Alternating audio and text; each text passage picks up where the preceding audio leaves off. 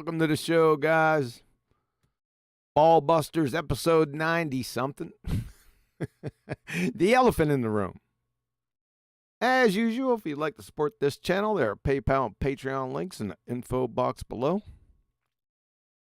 Got a great one lined up for you today, as far as you know.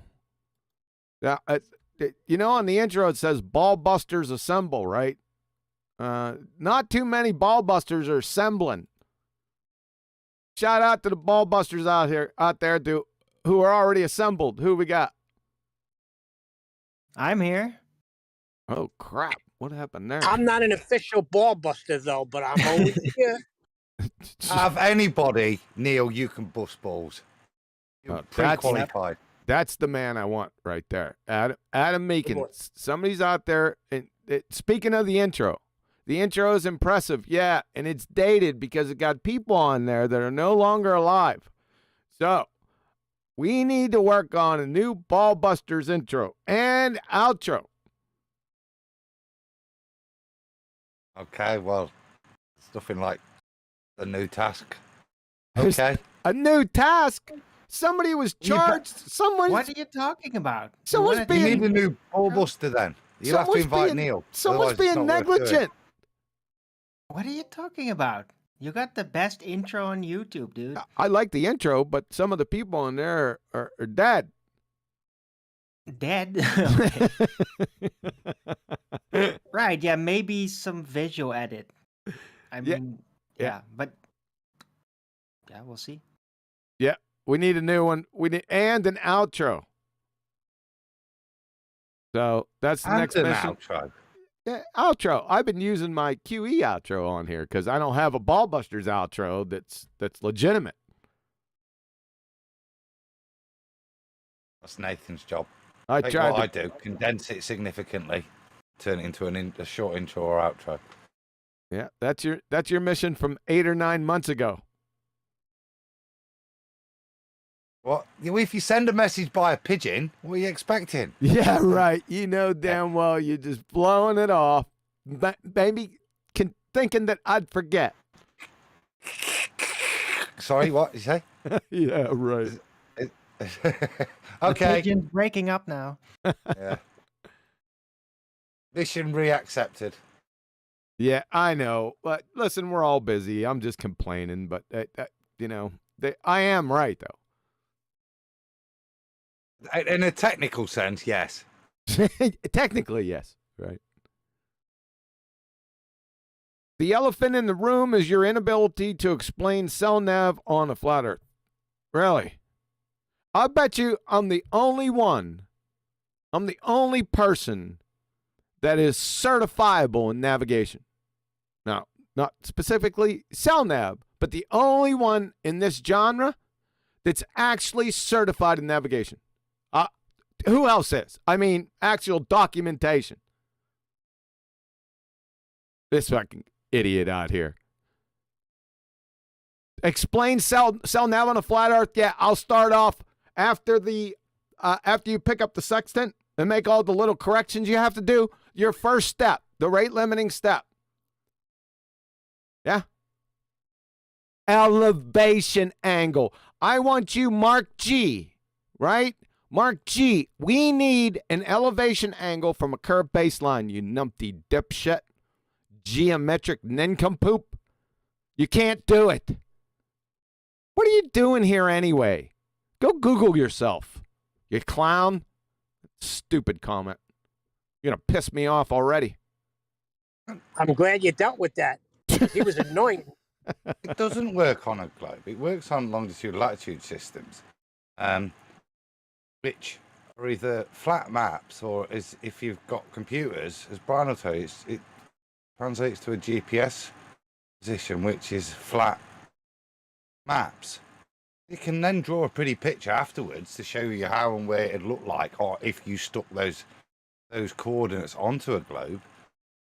But it doesn't work on a globe. You can stick the results onto a globe afterwards. We got enough very different things. We got enough. Wait, Mark G, I'm not going to stick around for you too long because somebody says you're a troll. I really don't recognize you because I don't pay attention to chat too much. He said, and this is ironic because we're going to get back to the same concept here in a second. He says, I used the roof of my car as a horizon. Really? Can you show the roof of the car mirror on the sextant? He's a table horizon type That's guy. that. Thank you, Mark. I appreciate that. That's the last thing I'm going to say to your dumb ass, by the way. But what we're going to do, that elephant on the BALLBUSTERS thumbnail, shout out to Betty. That's the elephant in the room. So what we're going to do is, and we'll get back to you, Adam. Sorry about that. Sorry for interrupting you. What we're going to do is, what I'm going to do is focus on the treatments that have been going on the past week between Nancy and Mr. Magoo. They're the elephant in the room. So I didn't want to move on to another subject. And what I did, I picked 5 of my favorite parts out of the 3 hours, and we're going to talk about those a little bit. Now, if you guys have favorite parts, you could bring them up. I think I got it covered. But if there's something that I missed, you guys can speak to it. So that's what we're going to do today. I just want to let you all know. Yeah, good. Adam, please continue. Why did you go away from my elevation angle argument? I was responding to the comment more than anything because the comment was implicitly wrong. Celestial navigation works just fine on our globe. It doesn't work on a globe. As I pointed out, it works on flat surfaces, the elevation angles, if you want me to crowbar it back in, and circles of equal altitude on a flat surface. What's the rate limiting step? I'm gonna stop you again. What is the rate limiting step in celestial navigation? A flat surface to navigate upon. The rate limiting step. No. What is the rate limiting step when using a sextant? Technically, how quick you are at aligning the horizon. You're just trying to sidestep this. You know damn well what I mean. Well, an angle to the star. Well, you have to have arms. You have to have at least some decent vision. No, Adam, you know damn well. He's laughing in the back of here. Under the pressure, I've forgotten. Go on. Yeah. Did somebody try to bow their way in there? I'm not looking at Discord. I thought I heard. Brian did, because he's responding to my final point was, if you do it right, then you do it on flat maps, right, with a flat surface, with elevation angles from that flat surface, with circles of equal altitude from and across that flat surface. You can then transpose that using the longitude latitude system into GPS, which is a flat system. After that, you can draw whatever computer graphics you like so it looks like you're on a globe and locate it accordingly on your globe picture. But fundamentally, the point was it works on a globe. Well, no, it doesn't work on a globe. It's not calculated on a globe.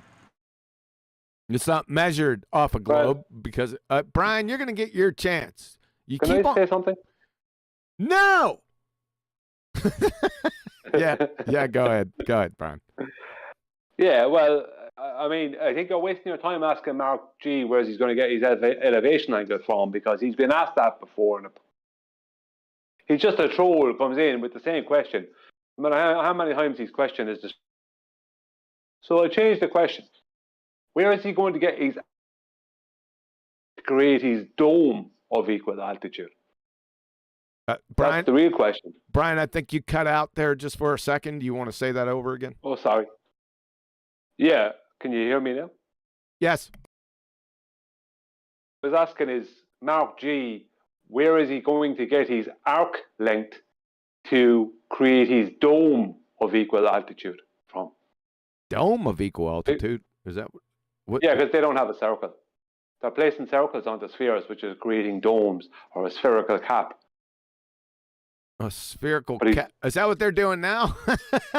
Yeah, it's pathetic. I'm sorry. Getting the arc length. I haven't been paying attention, so that's what they're on to now. That's pretty cool. Yeah, well, they're curving the radii, so they're creating a new radii that's not measured with a dome by creating a you can't curve a radius. Yeah, but that's what I see. This is what I'm asking him. Where is he getting his arc length from? From the angle of the globe while they're hijacking the celestial sphere model originally. Hey, Brian. Brian, yeah, I know that's pretty. You're kind of you're not chopping. It seems like some of your statements aren't coming through. You might want to drop it, pop back in again. Let's try it again. Okay. Your mic's cutting, right?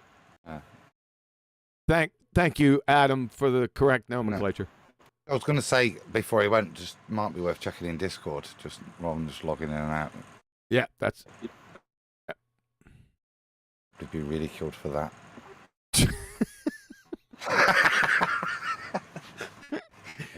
Go ahead, Brian. Radio check 1 2 1 2 1 2.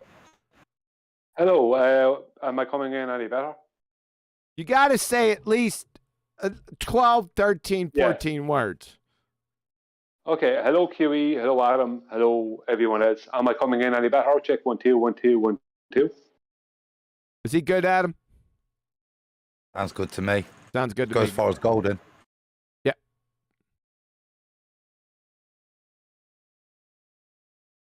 Excellent. That derailed things, didn't it? Didn't it? Yeah, it always does, doesn't it?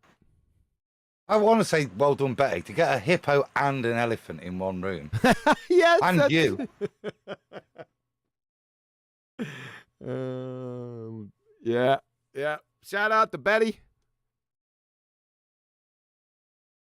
Big front door in that house. I think we got some big problems with PETA here. Number one, we also got probably some land. We didn't get a proper building permits because this house is on the Salar or in the Salar in Bolivia. I don't think you could build on it. You better have some good drainage. I'll tell you that. Also, we got animals. We got a hippo and an elephant inside the home. I think there's big problems with that, and somebody's shooting them. One's in a fishbowl. No, there's two in the fishbowl. Oh, boy. It's metaphorical, though. Nancy's the elephant. I don't think we went too far. What are you saying? Nancy's the elephant and Mr. Magoo is the hippo? That makes sense. No, the elephant's more Mr. Magoo, isn't it? Look, because look at those eyes. They're like Mr. Magoo eyes. No, the metaphor. You carry the metaphor too far, man. It's not like that. See, I'm going to explain it to you. See, it's the treatment. However, we can't move on from the treatment just yet to the next topic for Ballbusters because there's an elephant in the room. But do you follow? I don't think I know what the elephant is then. The elephant in the room is metaphorically, symbolically, is the debate is both Nancy and Magoo, Mr. Magoo.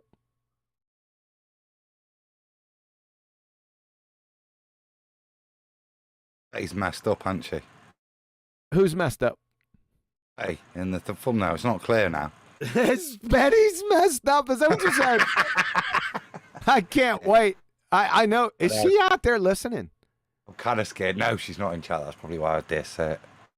Oh, she might be going stealth mode on you. You may begin. Hey, Nathan, radio check 1 2 1 2 1 2. You may begin. Yeah, thanks. Punctuous as usual. Yes, What the indeed. hell Sorry, was I'm late. that? Sorry, I'm late. That's all right. You're forgiven. All right, what did you have for your tea? Didn't I was in bed asleep, so I've just woken up.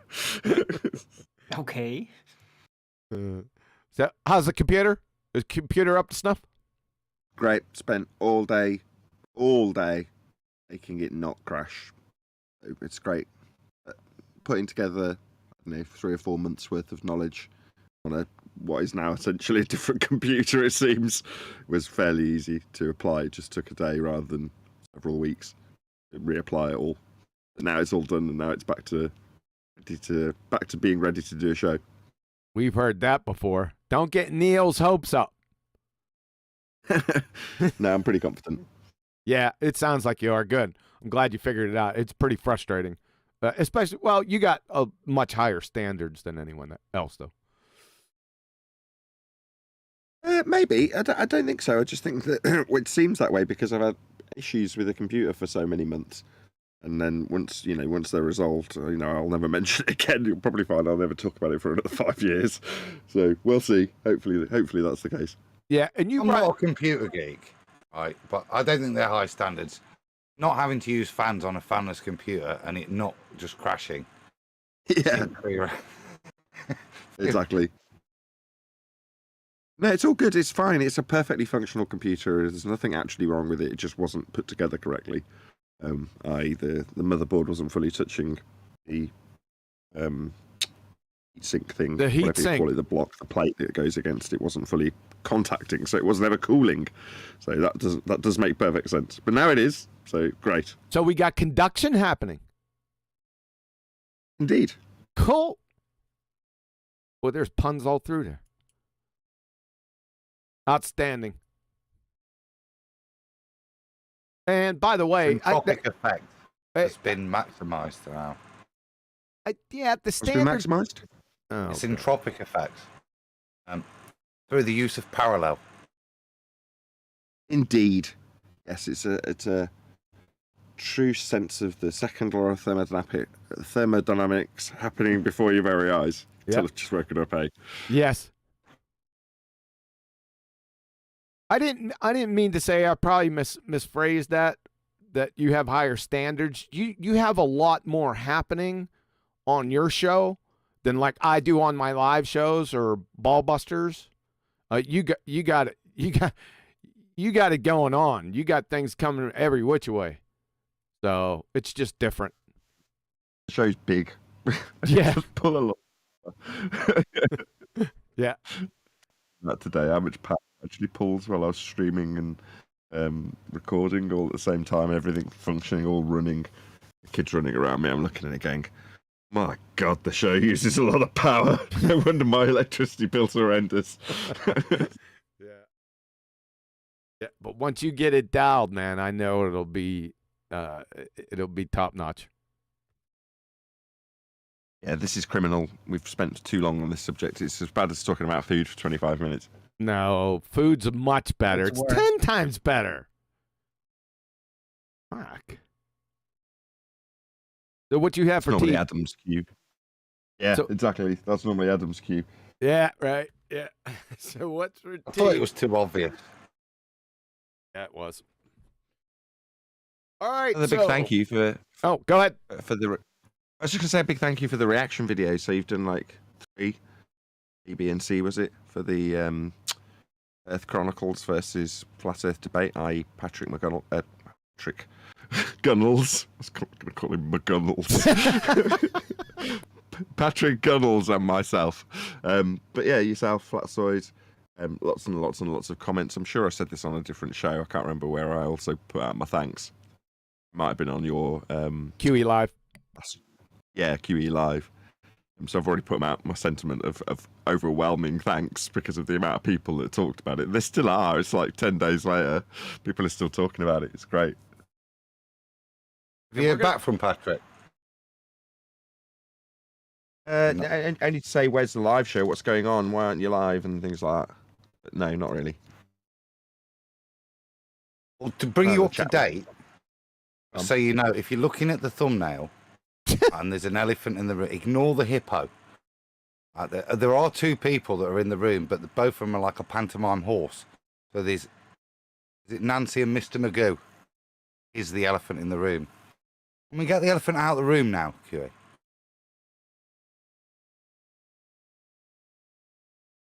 Good one. For a banana. Hey, I have no Nancy's idea. a movie star. So It's on Ju- the which History ju- Channel. Just relax with that. We'll get to that.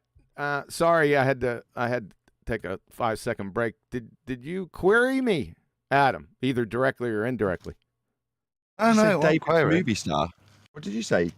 What was that last comment, Neil? Hold on a second. We're going to get to that, Nathan. Yeah, he's a movie star. We're going to get to that. Just relax with that. Let's get back to the thumbnail. I think Adam is not. How can I say this? He's not characterizing it accurately.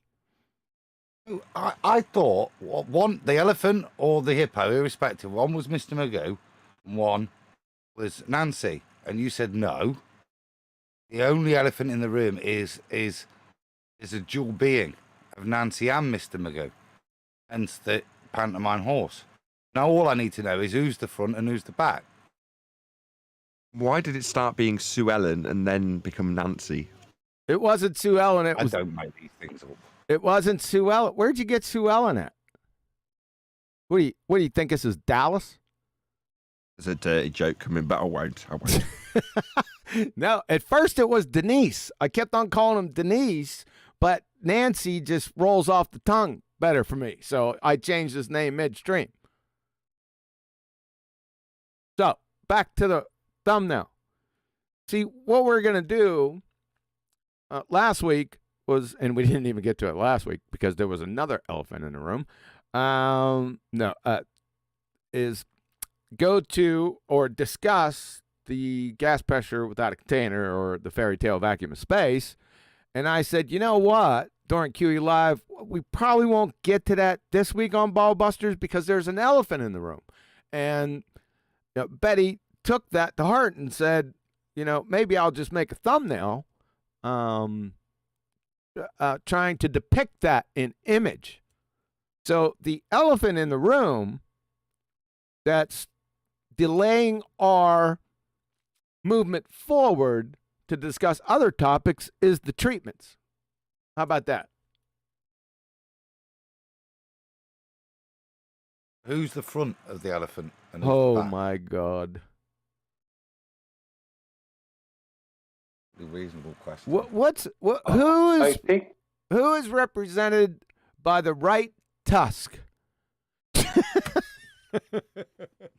That'll be Gog. Gog and Magog, the left That's tusk. the other tusk. Yeah. Thanks, Adam. But you're in rare form.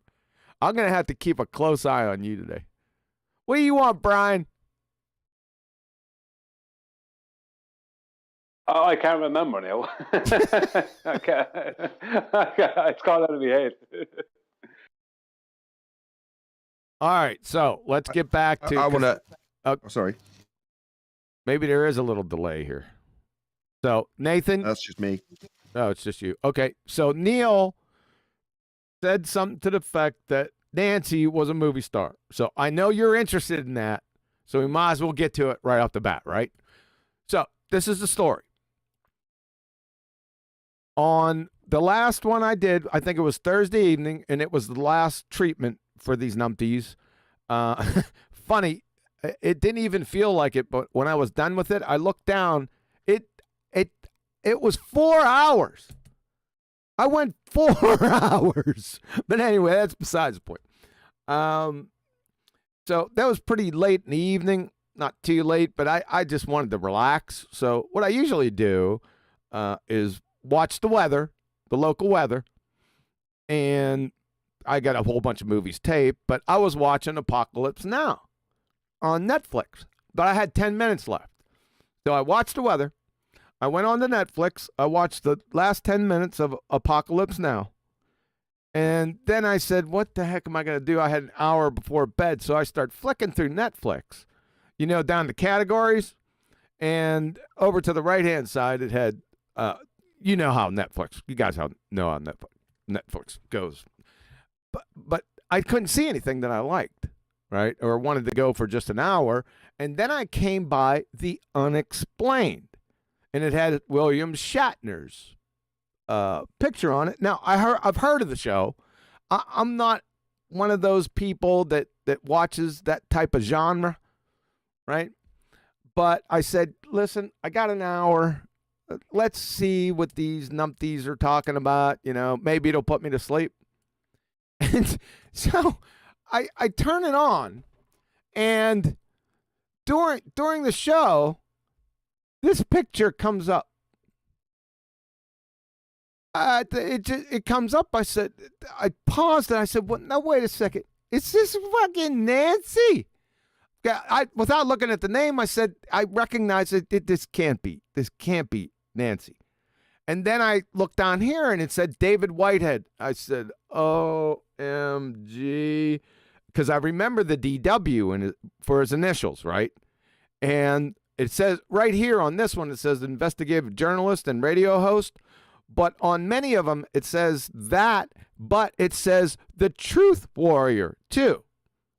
And I can remember him saying during his last spill before he closed out the debate, I kept overhearing him say, truth, truth, truth, truth, truth, truth, truth, truth. So as soon as I seen, well, it was before that. It was just, I knew as soon as I looked at him who he was. I just couldn't believe it. I was gobsmacked. I mean, what are the odds, right? So that's the story that we're talking about. He is on The Unexplained with William Shatner. He's one of the idiots that try to explain, sometimes they don't explain. They just describe and they go different places where he's talking about. But he's part of the panel. So that's what Neil was talking about. Good night. Alwyn's going to defend him now, isn't he? I think I've seen it. It's about one man's journey to find his own dick.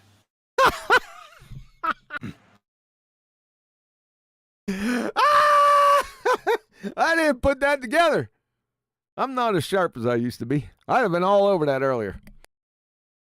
I've got to admit, right, there were several moments where I was doing stuff listening to treatment, and out of nowhere you'd say, "It's because you've got no dick." I just spit out whatever it was that was in my mouth because it came out of nowhere. But that's the story. So we have a movie star in our midst. That was what he was talking about. So, wow, let me impressed. Wasn't it Cole's story? Very. What are the odds, man? Did it be in a movie with Will Shatner? No, not a movie with Will Shatner. No. What are the odds that I just get done roasting this guy, and then jumping on television and pulling him up? It's the odds are. I'd say the chances are pretty high, actually. The chances are high. Yeah, because he's getting out there. So yeah, and there is like algorithm recognition, so it knows you're dealing with him, and it's like, oh look, here's where he's at also. That's some nonsense. And it got weirder though, Owen, because when Huey's doing this spiel in the after show, I checked my feed and literally he's popped up. I look at my feed on another of my YouTube channels doing the same thing. He's getting very popular. Maybe this popular foray was a necessity. He had to go and kick his ass to get promoted.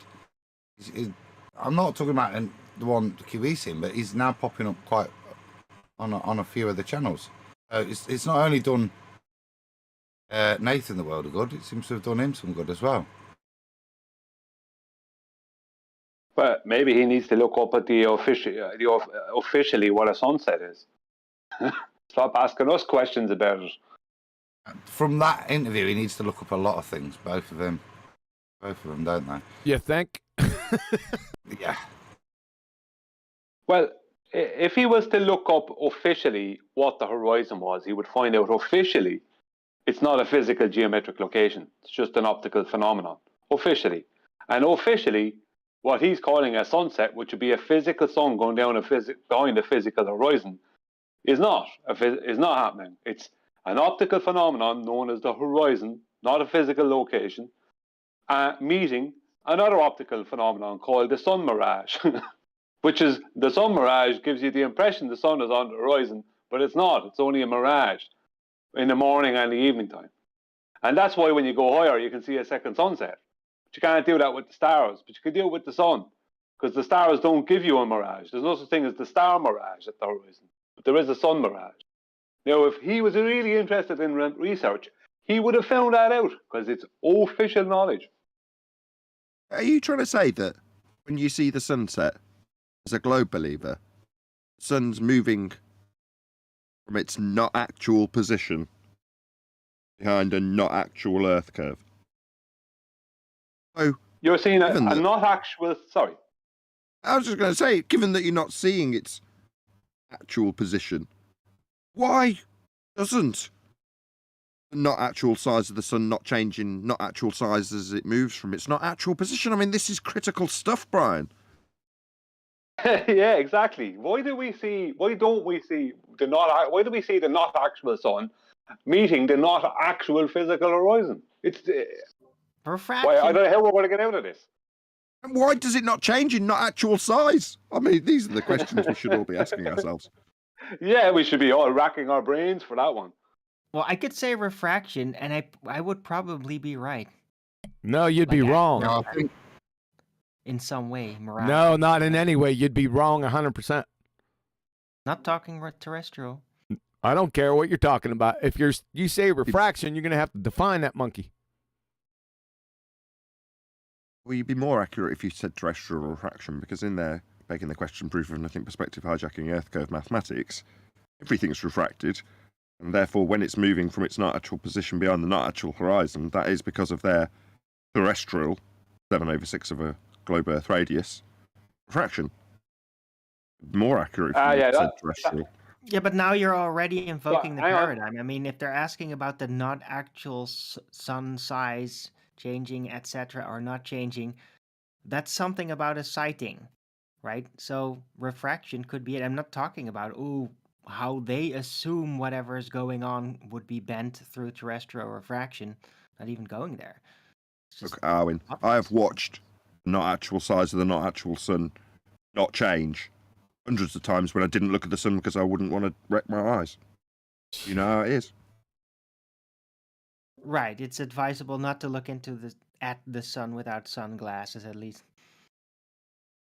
Without, Well, I haven't. standard Well, refraction. I don't Still think looked at so. Go ahead. This Go is ahead.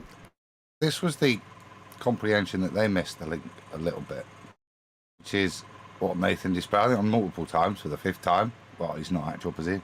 Is they didn't comprehend sarcasm when it was being presented blatantly in their face.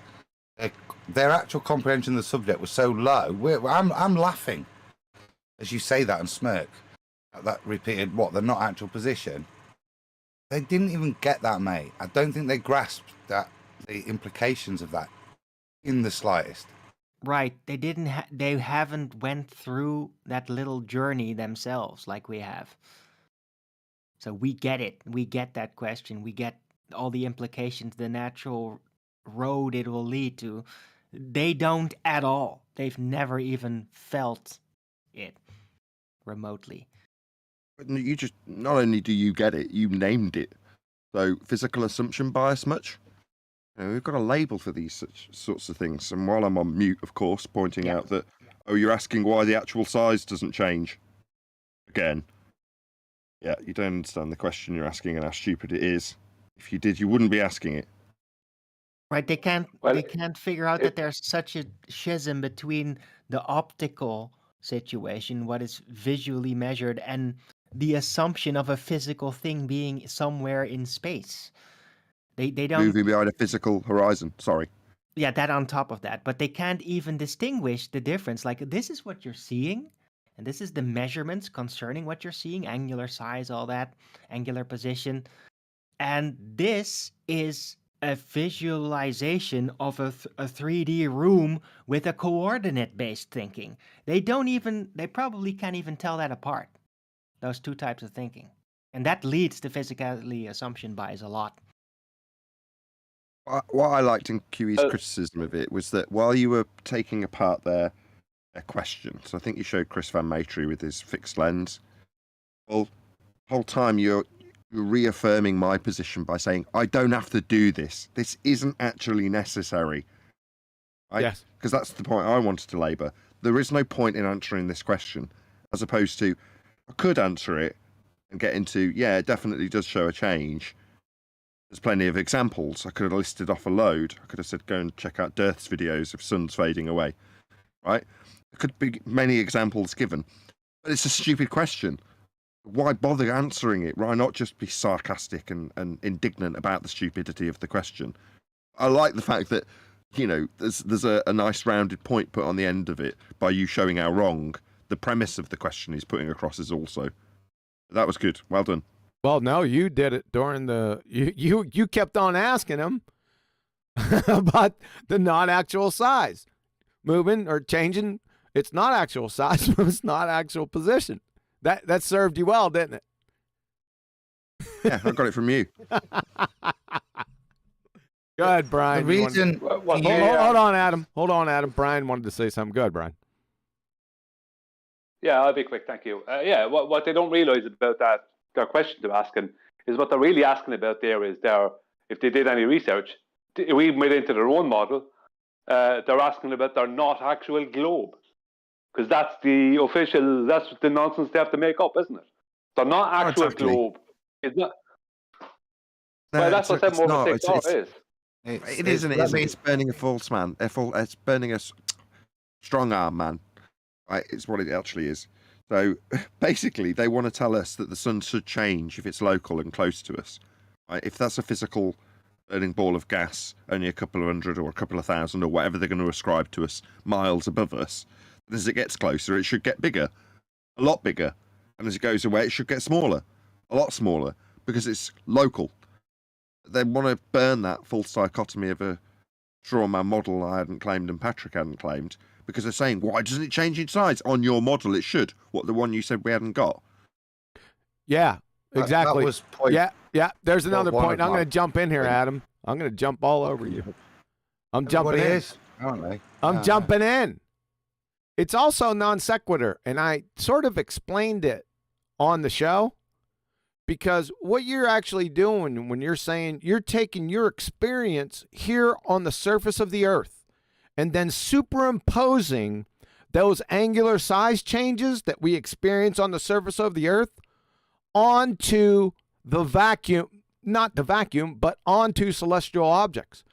But that's non sequitur. That doesn't follow, because you don't know the medium between you and you don't know what you don't know. So it's an idiot non sequitur fallacy. Does everyone follow that?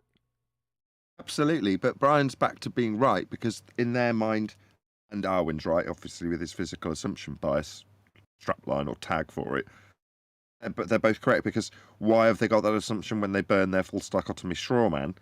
It's because in their mind, they do know. We know exactly how big it is, how far it is, and what the medium is. They already know. It's their own arrogance that leads them astray. Yep. Go ahead, Adam. Well, sorry. Yeah, go ahead, Adam. The first point that Nathan made, yeah, that was kind of what I was saying. There's in their mind, the dual model, and in their model, it can't shrink. Yeah, the relative distance is not changing during a sunset. In ours, it has to. But again, lack of research, even into their own model, would show that is demonstrated that it does shrink and ruins their own model. But again, went in arrogantly with the assumption it won't change, with the assumption that it has to change massively on a flat Earth model, as they like to view it. It's the two that was why they were so cocky and I brought it to the table. And again, fundamentally, I see why you didn't deal with it, because it's a 2015 argument. It's not really relevant to the shape, unless you're going to get into all the nuances. But I suppose that's why the best way was, well, it's not relative, not actual position, and it's not actual size. Like I said, I think they're cocky because they thought it was a dichotomy in the two models that has to demonstrate that it is a ball, because it doesn't shrink at the rate they would presuppose. And they also presuppose that in their model it wouldn't shrink, which is why QE's, shout out Chris's stuff, demonstrated that. So it was a lose-lose for me, that one.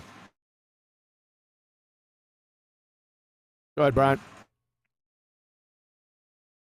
Huey. Yeah, what the point I was making was not on our side, but their argument, if they did any real globe heliocentric research, they would realize that that argument on their side involves they're not an actual globe, because their horizon is not a physical geometric location officially. So, and officially, it's only the sun mirage and not the sun. So they're talking about, when they try and come at us with that stupid nonsense, they don't realize that on their side of the argument, officially, the official stance on it is that it's the not actual globe, because it's a 7/6 or greater than 7/6 horizon that the sun mirage is meeting. They seem to contradict Either side themselves. is stupid. Yeah. Yeah. In that, Brian, the argument, one minute it was a limitation, and then it wasn't. I think Nathan pointed that out. They didn't even have that clear when I was listening, in terms of between the two of them. Or they were at least did a rumpus and switched its meaning.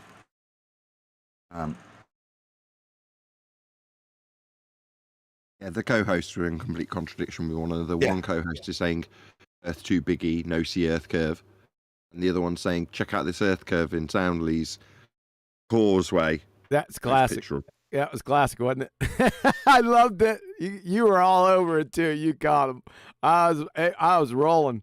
I couldn't believe he did that. The funny part, Just like AI. It reminded me, it was so appropriate that you were covering AI with Betty on one of the shows. I know Yes. it wasn't a treatment. Yeah. Very appropriate.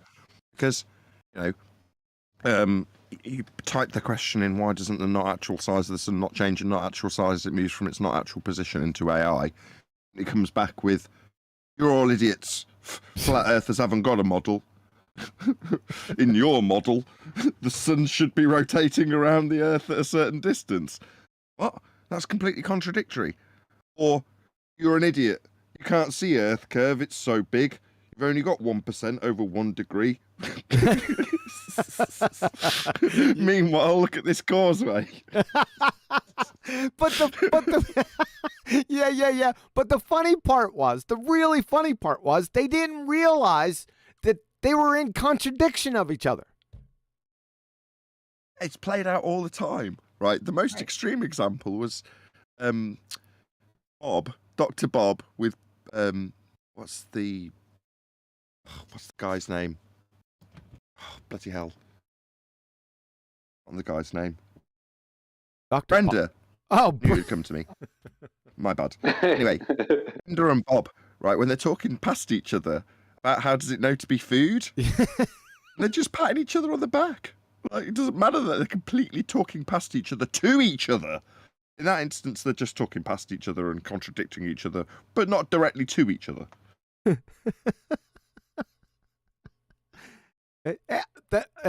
Another one, there's so many, because it was 3 hours, was I made sure and identified in the beginning when Nancy said that there is no flat earth model.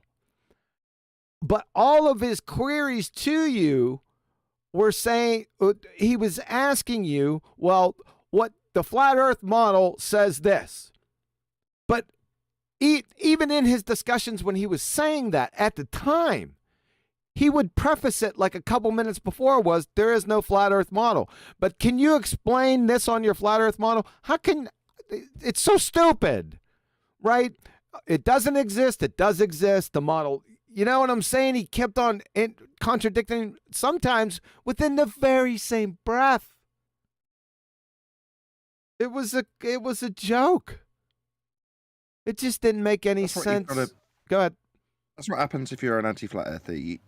You're studying contradiction and then repeating it and regurgitating it back.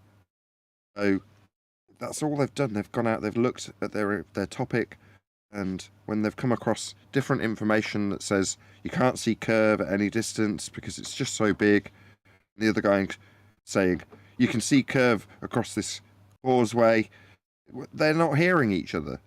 They're not listening to the contradiction within their own. They're both right? Because they're both punting globes, so they're obviously both right.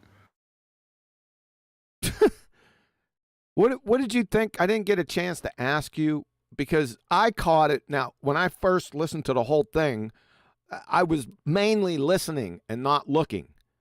But as I was going through that on the treatments, I could tell that he was not only, I'm talking about Mr. Magoo, he was not only looking stuff up on the fly, but there were many instances where it was clear he was being fed. Did you get that? Let me ask you this. Maybe you noticed it because I said it, but during the actual debate, did I didn't know what you were seeing or whether you could see him or not. So what? No, I couldn't. Yes, he's on my screen, but no, I could not see him. So what I'm doing is I'm looking at my camera the entire time. Unless I'm off camera, in which case I'm probably going to making a cigarette or getting a cup of coffee. But if I'm on camera, I'm not looking at them. So the whole time when you're like, I can't believe you didn't catch this. Look, he's looking over there. Look, he's typing. Look, he's clearly being fed. I wasn't looking at him. I was looking at the camera. And you can see that in the video because I'm looking at the camera. Yes. Right? I'm looking like I'm looking at you. Yes. Yeah, I figured that. Yep. Okay. I'm glad I didn't. If I had, I'd have got irritated with him. More irritated with him. Yeah. You definitely would have. I All right. managed to keep some composure, and I think I'd have probably not managed to do that so well if I'd have seen him typing away and looking stuff up while he's listening to my explanation. It's going in one ear and out the other. Yes. All right. Do you want to get to my 5 favorite things? We've already talked about a couple of them, but do you want to get to that? I can grab a bite to eat. Yeah, great. Well, you grab a bite to eat. Okay, the first one.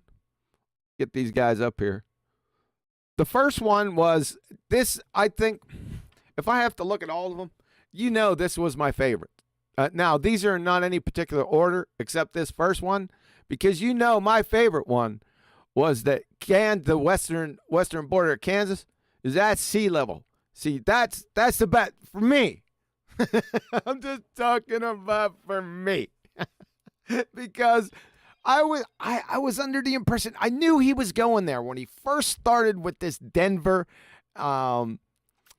Kansas thing. Now, I didn't know that he was going to say it was at sea level, but I figured he thought that it was a mile up from Kansas, right? So I wasn't prepared for the sea level one, but this is definitely my favorite. So let's roll this. And the reason I'm asking this question is because if we assume that the Earth is flat and we do have elevation, right, and there is no curvature, then at what distance away from that object, using flat Earth math, would I expect to see that? And if I can get maybe after the show when you guys can go out there and calculate that would be great to hear that answer. And because what I'm asking actually, Nathan, is an experiment that we can all do. We can go to Kansas. I can drive into Denver, and I can test what you guys would postulate would be the actual answer, correct? Okay, I mean, if we know the elevation, if we know the height of the mountain, and I'm coming from Kansas, which is roughly sea level. That blew. I tell you what, when I heard, I was done for, man. So that's my favorite. Does anyone have any problem with that? Do you understand that the western border of Kansas isn't sea level? Everyone got that? We got that. We don't actually get the sound in Discord, though. I don't know if you need to press a button on your desk or something. No, we don't. You're not getting it in Discord. You have to listen to it out. I was listening. Yeah. You have to listen to it on the live stream. Sorry, I should have told you that. Okay. Sorry about that. No worries. Go on mute. Yeah. Any comment on that? We can move on because I don't think you have to comment on it. I mean, I got some bad news for people in eastern Kansas. Also, I got some pretty bad news for the entire east coast of the United States. Anything? Yes? No? You want me to move on to the next one? Well, it's just obvious that he's never really looked into it. Never actually watched Flat Earthers talk about it. Because this is like such a 2015 argument. So, yeah. I'm not talking about the argument. I'm talking about the western border of Kansas with Denver as being sea level. I can kind of comprehend how the misapprehensions come about, though.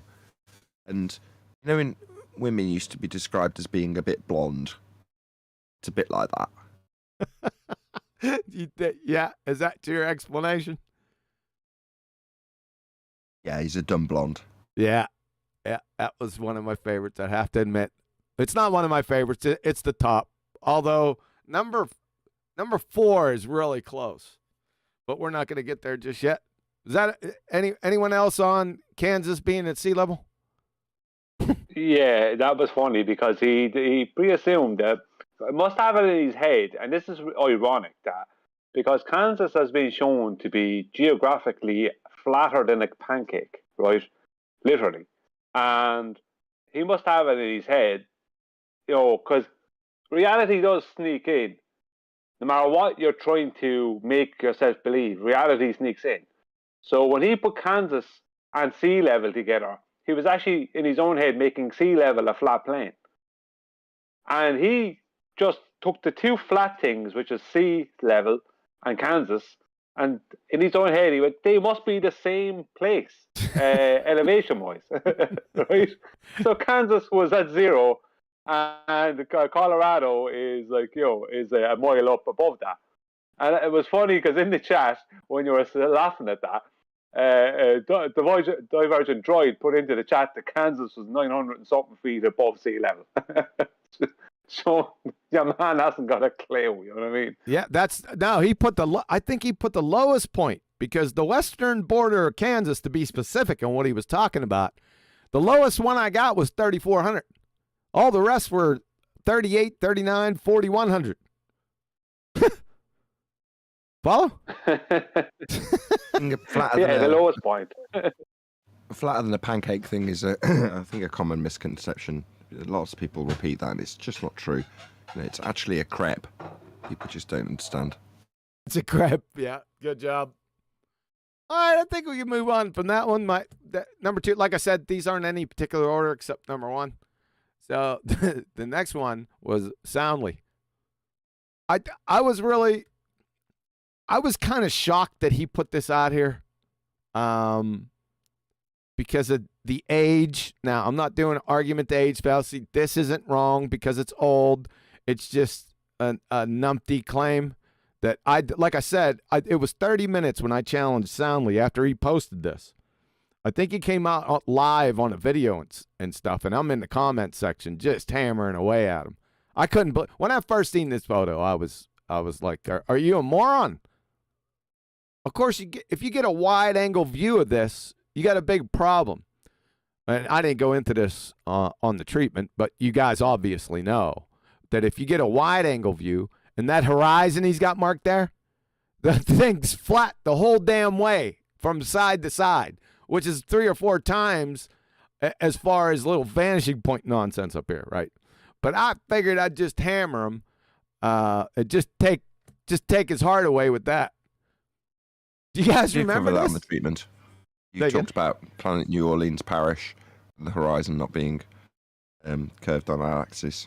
Yeah, Did actually cover that? The 2nd grade debunk. Yeah, Planet Orleans Parish or Planet Lake Pontchartrain. That's the 2nd grade debunk. Everyone should have got that. Yeah, but I had to put a little visual out there for everyone else because he had his confirmation bias, his little explanation he gave us. It was a confirmation bias wrapped up in a Texas sharpshooter fallacy. Because he said, first we create a model, then the model makes predictions, and then we go out and we find shit that matches those predictions. That's confirmation bias wrapped in a Texas sharpshooter. Plus this photo, right? It's all over. He goes, yeah, this model is true because of this. No, it's not. I just debunked you. If they didn't get the other issues with it. So that was my second one. Any comments on this one? If people don't know what a Texas sharpshooter fallacy is, it's when you've got some crappy aim from a guy. He holds the gun out, closes his eyes, rattles off all 6 bullets, and reloads, does the same thing again, and reloads, does the same thing again. With his eyes closed the entire time. Then picks up the target, yeah, there you walks to the barn door. Right? Yeah, there you go. Go ahead. I thought you were going to miss that part, but go ahead. I mean, if you want to tell the story. No, go ahead. I thought you were going to stop right there and not actually state the fallacy. Go on. Go on with your bad side. The fallacy is that after you've shot the barn door, you then pick up the target, walk down and go, where's the closest group of bullets? Oh, look at this one. They're all quite close together here. We'll put the target over that. Yeah, that's exactly right. Sorry, I ruined that for you. All right. Anything else with this one? No, you annihilated that too, because you also went out and got, you wide angle is to say that you showed the entire barn door, right? When you're like, look at this image that doesn't match your model. Based on his positioning of it, he positioned it like, this is the be-all and end-all. It's gone through the model. It's basically science. Yep. It's like, okay, well then, by that standard, showing the picture you showed, with it not doing that, not the causeway, because there isn't one, but the transmission lines doing it, and then not doing it, that ultimately, by his standard, meant that, well, your model failed. Yes. Your own standard. Exactly. You guys caught that. I think that's one of Brian's favorites because he was calling the transmission lines right here at Causeway. Yeah, AI. he didn't know. Let's go back to the causeway. It's like, you weren't there yet. Why the hell are we going to go back there when we haven't been there yet? So exactly. that was pretty funny. I caught him with that Causeway nonsense. I think he was mixing up two arguments. Obviously, not that I think he was. It was just stupid. All right.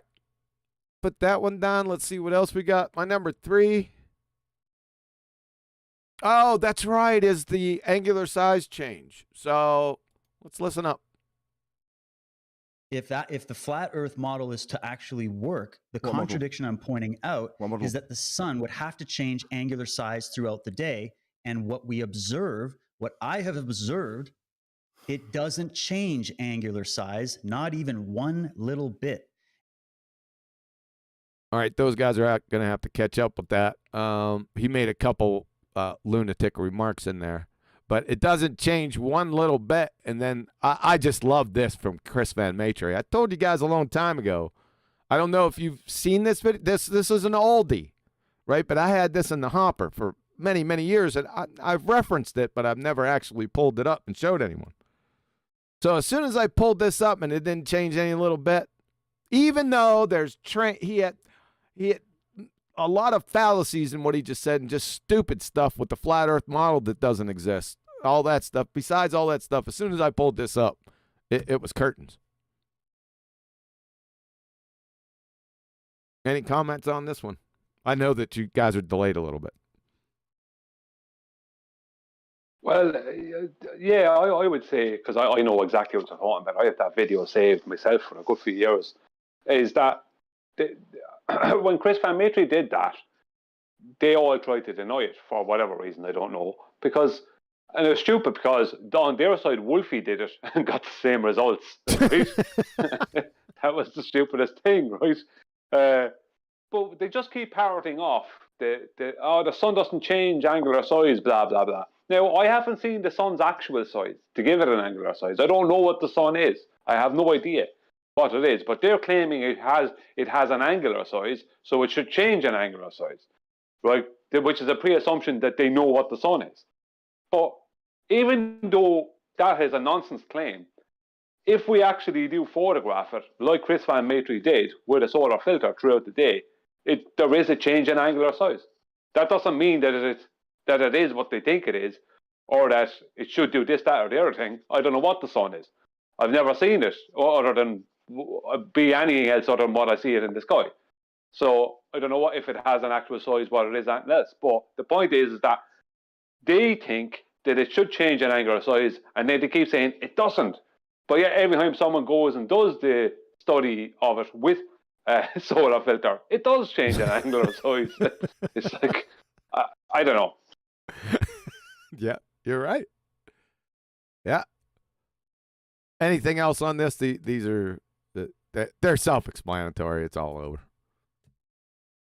All right. Yeah, a funny I have one funny thing to add to that. Okay, good. Ruhif makes the point that it only changes an angular size not width-wise, but in height. So that's Ruhif's claim, that it doesn't change in width, it only changes in height. It's like, well, you know what I mean? You're kind of proving it's compressing then, aren't you, or something? I don't know what to... That is really stupid. That is well, it's debunked right here too, because you see over here on this side? Yeah, so even if it changes one little bit, it's over. But like I said, that's my point right here is moot on many different levels. I just wanted to just jack him yard just for the NPCs. You follow? All right. Number 4. Now, this to me personally is really close to number 1. Okay? We have already gotten to the point where you are completely stymied when it comes to showing that there's curvature of any kind. As visually, Well, I think we disagree with that. I think it was a disagree to disagree. Just hold up.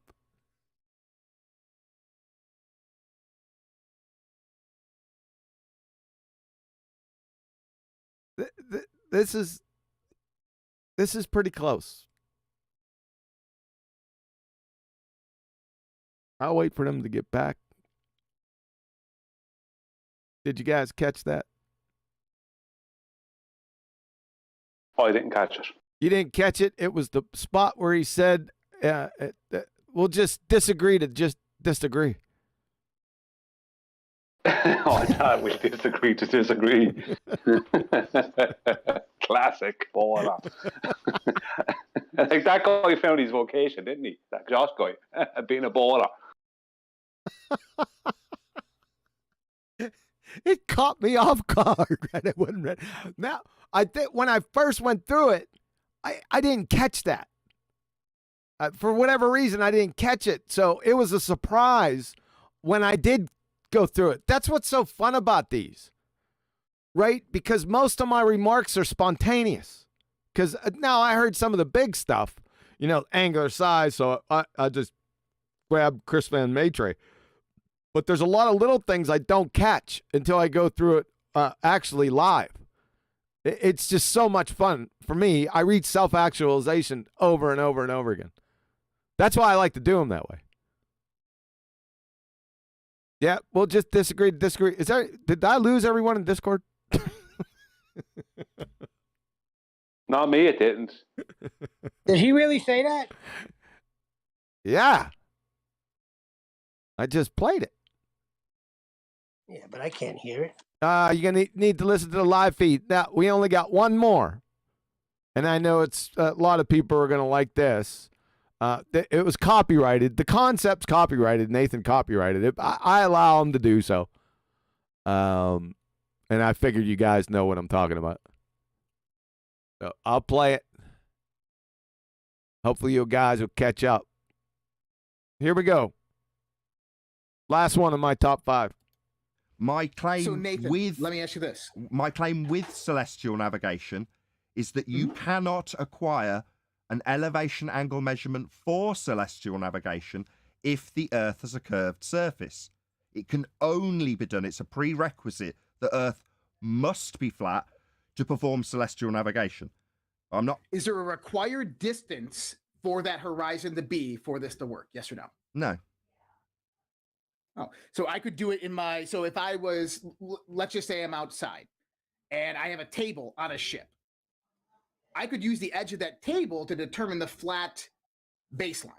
No. Why not? Because the table's on a ship moving around on the sea. That's why you use the horizon. But there is no distance requirement to use this.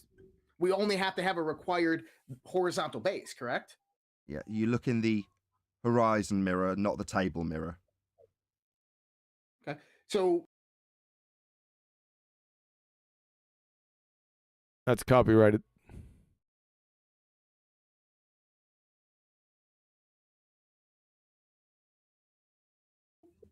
like you said, though, is the horizon can be very far away or it can be closer. So there's no. We are clear that the horizon's not a determine- table. Just Right, so I'm GP. clear. I just want to make sure you understand.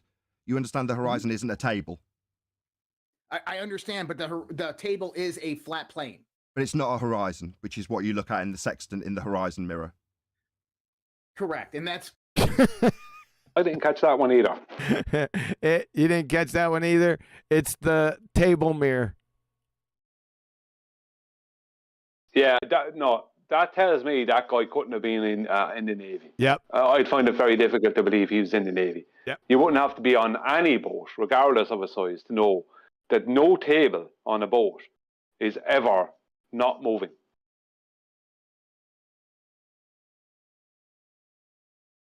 That's my top 5. Did we lose Nathan?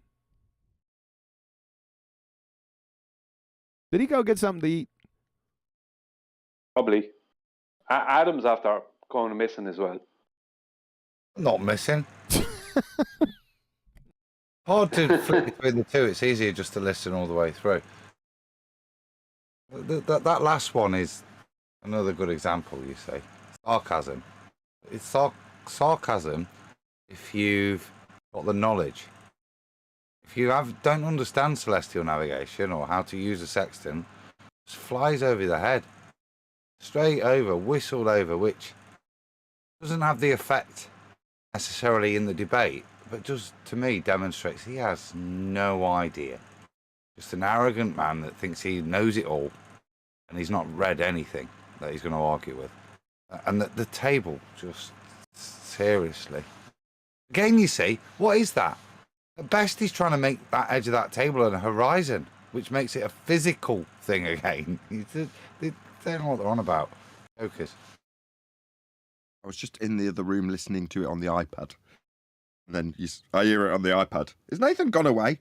Obviously, I come back in it several moments later, isn't it? Yeah, that's fine. Those are my top 5. Like I said, we'll just have to disagree to disagree. As time moves on, it's moving up close to the Kansas one for me. Just for me personally. Yeah, I I agree think with that top 5. some people.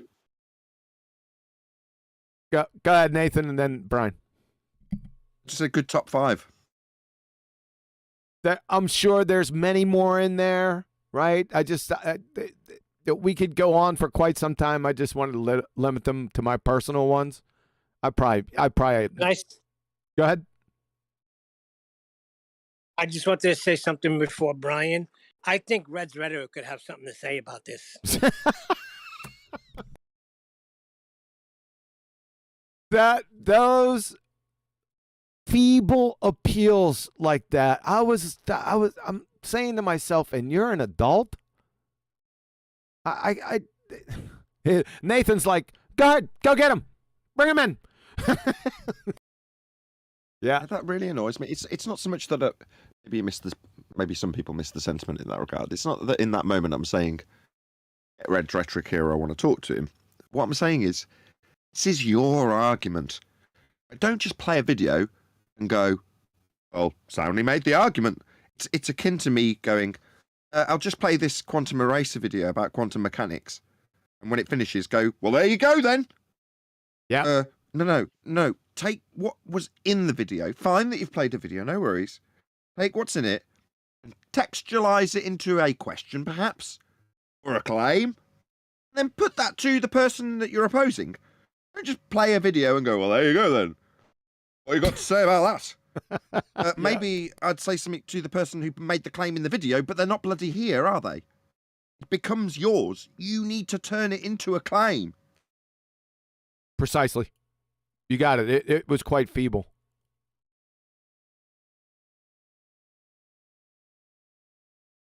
All right. I was going to say was, sorry. No, go ahead. Go ahead, Brian.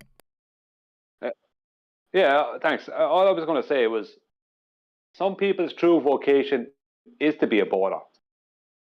I mean, that's what that's their destiny in life, to be a baller. It's like the God go, the best this guy is going to do is be a baller. Do you know what I mean? Before he got brother. You know what I mean? It should have been good. He's a baller. He's a baller. We know. We won't tell him anything about it. We just send him down there. We just set him down and have him look at pieces of colored tape. It amuses him for most of the day. Yeah.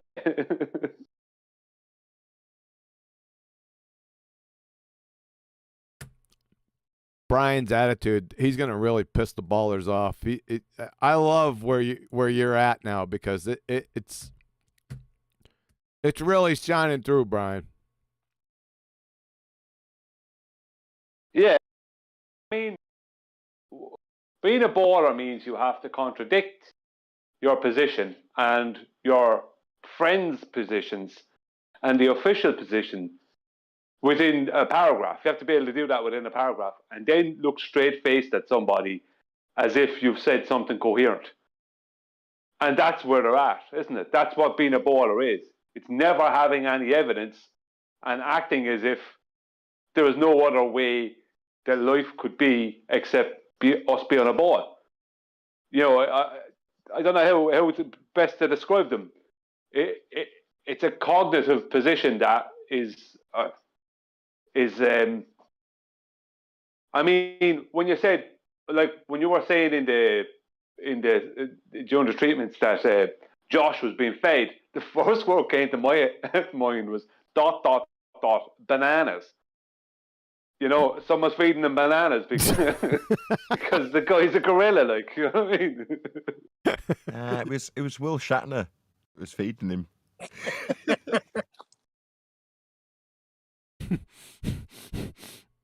That's what I wanted to ask Carwin earlier. Because he was on with Will Shatner. Does Dave have now extra credibility, Arwin? Well, it's certainly a sign on the wall. G. No, Adam. no, but hold on. That depends on credibility from what angle of approach. I mean, it's certainly a sign, right? Shatner does like have some standards, although from our perspective, it's not really worth a lot from a flat earther perspective. My original feelings were just that, were personal, right? It's not some kind of stance or something, some position. That's a sign. He's not a bloody prophet. Exactly. It's just personal. Not yet, Nathan. Not yet. What? Adam is just trying to start some shit. Right? That was really, Adam's in a mood today, boy. I could tell when he first got in there, I said, that little sucker boy.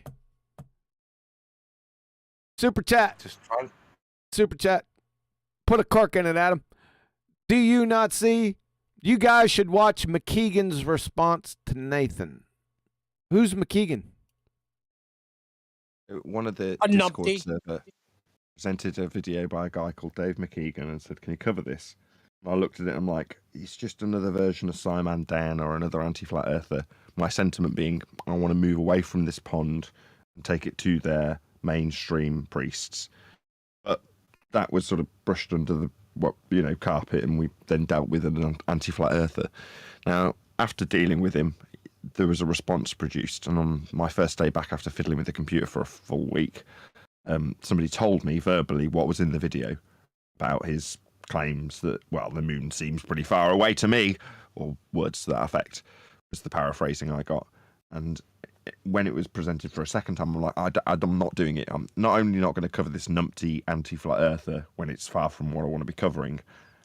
In watching a response to a video we've made, we just end up listening to ourselves do a response to a video he's made, the video response that is being responded to by us, and it just becomes a bit convoluted. So we didn't end up watching it. So to be perfectly honest, I haven't actually watched the video, but that's who he is. Did you do a treatment situation on him? Exactly. That would have been a lot more concise. We did a treatment. He did a response. Oh, okay. Which one? What? Nah, don't. I don't know which one it is. I'll figure it out. He's an idiot. That's all you gotta know. You're a robot, Neil. I said he's an idiot. That's all you gotta know. All right. It's the standard, isn't it? That's the issue. Stop mumbling, Adam. Get up to the mic. Sorry. It's the standard. that's the issue against people like that. It's no different to what we've just been going through, except it's unrebuttable during the whole dialogue they give. So it's double frustrating. I don't genuinely see the purpose in Nathan dealing with that on the show anymore. We've moved past it. They're not presenting anything new. Even if we look there, we're going, that's a 2015 argument. You know, I think what we're doing now, is going for the high priest, to coin a phrase, is probably the best thing. Attacking their top rhetoric and dealing with that. That seems to be the most sensible way forward. These guys, what does he want? He wants to grift off of us. And he's making videos which get more views based on what we're saying. So again, don't let him grift off us as well. Because he is just another Simon Dan. There's nothing new. Rufy texted me saying, "Oh, have you seen this?" Because they're obviously trying to pimp him. Says, "Is he presenting anything above and beyond your rhetoric, Rufy?" No. You know what I mean? So there's nothing actually worth dealing with unless you think he's a really lovely person. And maybe, you know, deal with him. But other than that, their argument is old and has been debunked. And at best, all they do, when Nathan did that review, was show their ignorance. Ramble over. Fair enough. Yeah, them offering him up to you, or Ruhif offering him up to you, is just them saying, look, somebody new's rinsing and repeating, same as I did till you got sick of me doing it. Exactly. And the fact they pimp him is interesting. You know? Interesting that the old god are out there poking the bear like me, you know what I mean? Trying to get this guy some kudos that he should be dealt with, that he's got an argument that's worth dealing with, which is why that was my first question. Does he know something you don't, Rufy? Dave McKeegan needs to recognise moving forward that all of the people that are hunting him out, or did you say pimping him out? All of those people have been through the baptism of fire. They've all been on Flat Earth debate. Some of them haven't. Some of them are complete cowards. But you haven't. So next step, get your ass on if you want to continue dealing with us. Or you labelled the same coward that Simon Dan is labelled. Abject coward. And I'm not going to deal with any more responses from you. You're a nobody. In the little tiny pond that we are in, you might be the biggest fish. So what? Come to me if you want us to deal with any of your crap. We've dealt with it all before. You're just the next kid on the block regurgitating the same crap we've all dealt with. If you feel it's somehow wonderful and going to overcome our arguments, you can get your ass on Flat Earth debate. There's a link in every single live show. On that, I'm not interested. Roger that.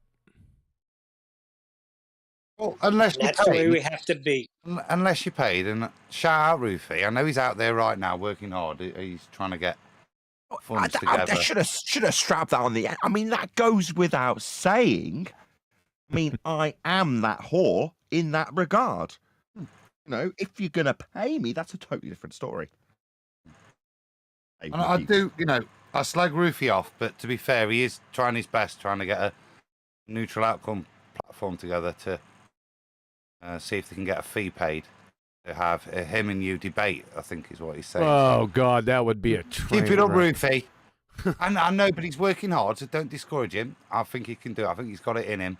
Get this Working sorted, hard so. what? To scrape the pennies together? Yeah, work your ass off. And He's get those pennies together. I'm sure you can afford it, Rufy. Just getting that platform and the fee agreed, from what I see, he's working hard, so keep it up, dude. And who would moderate that? Who cares? If I'm getting paid. You should get paid, though.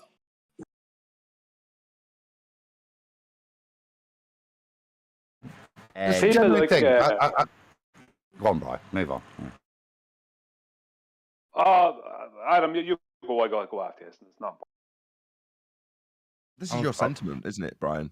Brian's sentiment, I completely agree with and took on immediately, which is to say, you won't value our time. You're not interested when you come and debate us. You're not interested in doing anything beyond shutting us down. Then I'm not interested in dealing with you, unless it has some financial detriment to you. then I'll consider it after negotiating terms. That's your sentiment, right, Brian?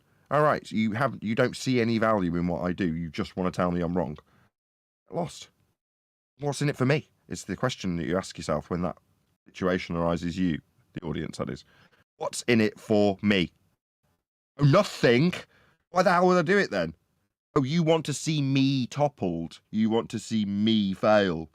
Well, then you can come to me, can't you, Dumbo?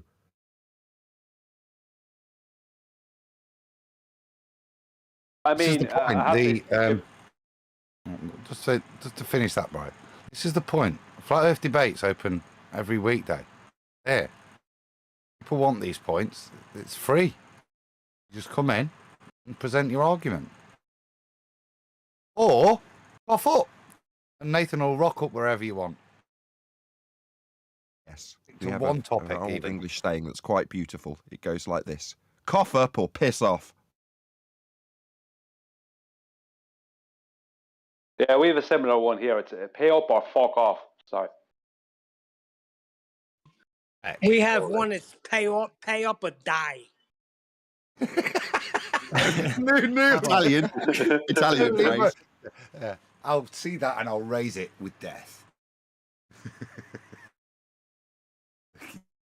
Well, in fairness, I must give kudos to Mitchell, because me and Mitchell both simultaneously came to the same conclusion at the same time, without talking to each other. We just found out we had come to the same conclusion at the very Christmas into the New Year 2021. We had just come to the same conclusion. It was like we both had got to the point where it's like, if you want my time, you want me to go to whatever platform and do whatever, and you want my time for 2 hours of my life, right, taken away, and I maybe have to do preparation as well before this debate, to have a debate with you, where you're going to do your best to shut me down. I'll even be possibly muted. Anything I say won't be taken on board. Anything I debunk, you will just hand wave away, no matter how bad it goes. Even if you have to disappear for 6 weeks or 6 months, you'll come back again in 6 months' time with the same rhetoric as if nothing happened. And that's what they do with this respawning thing. So why would I give you my time? If you're interested in debating me, then pay my fee. Or else go away. You hear that, Betty? Hold on. Sorry. Did you hear that, Betty? Remember when you were laughing at me? Because I did that same thing back in late 2016. I paved that road because I had a PhD paleontologist, right? We were in a conversation, and I said, not a problem, because I know I'm going to get my time wasted. Now, there wasn't inflation back then. My price was $1,000. So, shout out to Betty. You hearing this now, Betty? They're the equivalent of the ugly girl shouting at the handsome guy. They've got to come to their house and pick them up. The handsome guy's like, I have no desire to spend any time with you. What are you talking about? Now, Quagmire has the right approach to this. He's like, yeah, fat ugly girls need love too, but they've got to pay.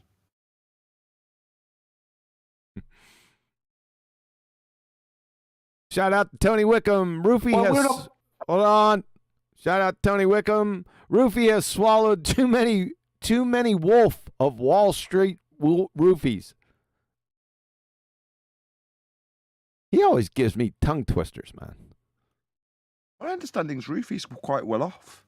There's a suggestion that you can just buy something and you've got the money to just buy it. And your desire is, well, let's be honest, me. Then just buy it, right? Just spend your money on it. You can buy it if you can afford it. Then just do it. Don't waste your money. You can't take it with you when you die. Roofie. Well, if you've got a lot of money, then you basically have a weekly interest coming off that money. That weekly interest is like free money in some ways. I mean, so he could easily, if he really wanted to, he could pay the money for you to debate him. Same way as Wolfie. Wolfie was gloating to you, Nathan, about how much money he makes a year. And I said to him, well, with all this money, you'll surely be able to pay for a debate with me. Not a word. He won't pay. They don't want to pay. They want to just waste your time. I have no desire to debate Wolfie. You have no desire to debate Ruhif. You know, ye want my time, our time. We don't need your time for anything. You've become irrelevant. Well, Ruhif, in my eyes, has a lot more relevance than Wolfie. But in general, their arguments have become irrelevant because they never went anywhere. So why would I waste? If I'm going to have to deal with nonsense arguments, I want them to be from somebody who's reputable, somebody who's in a university, who's a known face, who's on television, something where there'll be a progress made. You know, through the eyes of the public. What progress will be made if I debate Ruhif? Nothing. Who's going to know about it? Nobody. It's all that matter. It's not your dream, Brian. It's not your dream, right? Their dream, Brian. And he wants to debate it. In his dreams, one day, yeah, somebody's going to pay them both a fee, and he's going to get to debate them. And that's the only way you can see right now, even though obviously another route's been laid out, obviously, too, and you see previous clauses. It's the only way you can see is get his dream come true right now, is to get a neutral platform debate and get them both with a fee agreed. Don't ruin his dream. Yeah, he can afford Ferraris, yes. Somehow he can't arrange his dream.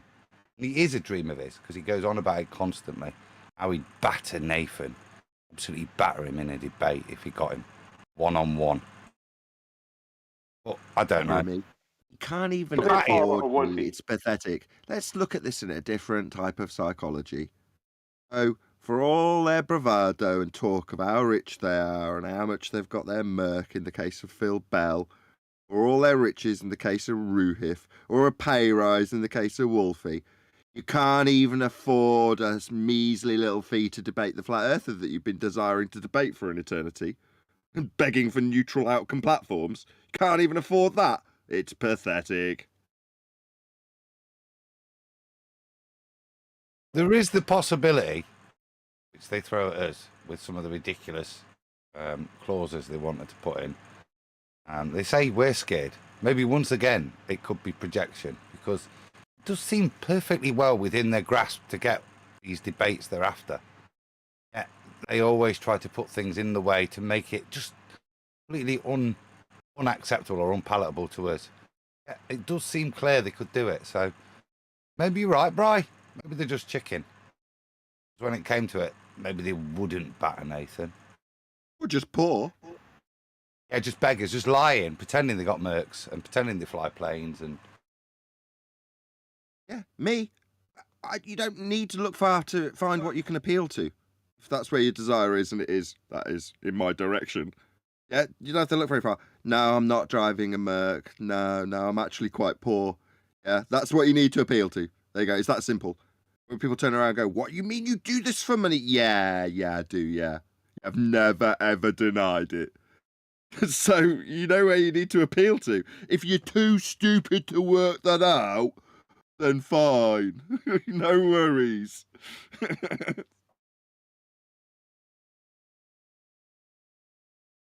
I am scared, and I've said it to them when they said, you must be scared. I said, yes, I am. I'm scared. Scared of having my time wasted. That's what I'm scared of. I'm 45. I don't feel like having any more of my time wasted. So if you want my time, it's not wasting your time, is it, right? Exactly, Adam. There's not a waste of my time then. That's right. I spent morning, noon, and night YouTubing. From the moment I wake up, when I check my emails, literally the moment I open my eyes, I lean over to my iPad and look at the messages, then read the comments, and so it continues till the moment I go to bed. I don't have any time. My time, unfortunately, not the way I thought it would be you being a YouTuber, is incredibly precious because I've got so little of it. Oh, give us some of your... Yeah, I don't have loads of money. Time? Why is it that I've got time to do YouTube stuff? Well, because I made a sacrifice at some point in my life. Give up the expensive cars and being a rep and having decent money coming into my bank each month. Being able to just buy all sorts of crazy stuff. A lot of it I've still got. The reason I got £1,500 coffee machine sat there is because at one point I earned good money. I could go out and dump a load of money on things like a coffee machine, which still works. Because I bought really expensive, nice things that I've subsequently scraped the money to repair and keep maintained when I've got no money. Why did I do that? So I could have time. quickly figured out that was the one thing he couldn't buy. These assholes want that too, don't they? Nothing. Oh, well, no. I've made myself time rich. Or so I thought. Becoming a YouTuber with less time than I've ever had in my life. Anyway, I do love what I do. Maybe that's why I've got no time, but it doesn't make any difference. That's the thing I'm short of. Why? Well, because I'm trying to earn a living editing videos. Making a living from doing it. That's my motivation. All right, you want to take some of that precious time I use to make videos to make a living? Just pay me. It's really simple.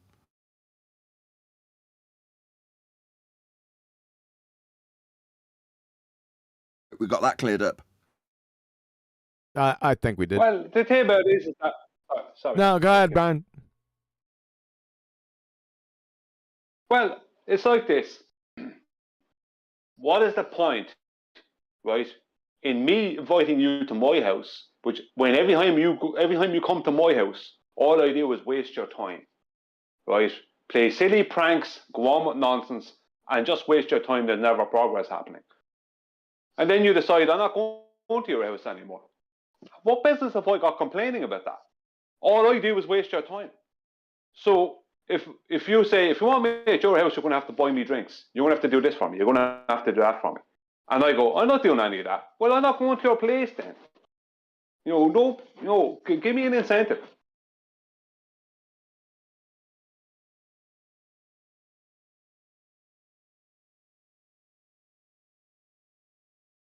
I think we hammered that. I got a question. I thought of it this morning when I woke up, because I haven't heard anything. Has there been any arguments against Bad Moon Shadow? No. I haven't had a single rebuttal. Okay. Can't say it like that, Kiwi, can you? Come on, sing it. Bad Moon Shadow stretching No, I've not heard it, across Google. their path. No, nothing. Absolutely nothing from no one. Very interesting, that. Nothing sarcastic. Complete silence. Huh. Maybe Very it's worth going interesting. over and sticking out again. We did get some clarity on it, and it's not that Bad Moon Shadow was wrong. We debunked exactly what we said we were debunking. But Rob Durham pointed out, that within the heliocentric model, that the moon, the heliocentric moon, right, based on its size and distance, its diverging rays gives us, if we were on a globe, gives the exact same shadows as the sun's parallel rays, making their whole claim completely pointless, because their claim is the sun has to have parallel rays to give them the shadows, to explain how those shadows work on a flat plane or on a globe Earth, right? But the problem is that if the moon in their model gives them the exact same shadows, then they have there is no claim. Because that was the first rebuttal I got, actually, was from a guy, I think it was a YouTuber called Paulster X, who's a baller. I think it was him. He was the first thing he sent to me was, he brought up with me, and another lad called Petey brought up with me as well, that there's no difference between the shadows between the moon and the sun within their model. And I said, well, there is no claim then. There's nothing there. You can't, you know what I mean? The whole claim is that there is a difference. We got a new one then, Bri. We had the Orwinian paradox with the horizon, so we appear to have got to give it Rob if he's the one that's done the maths on that for me. The Durham paradox. It negates the claim, doesn't it?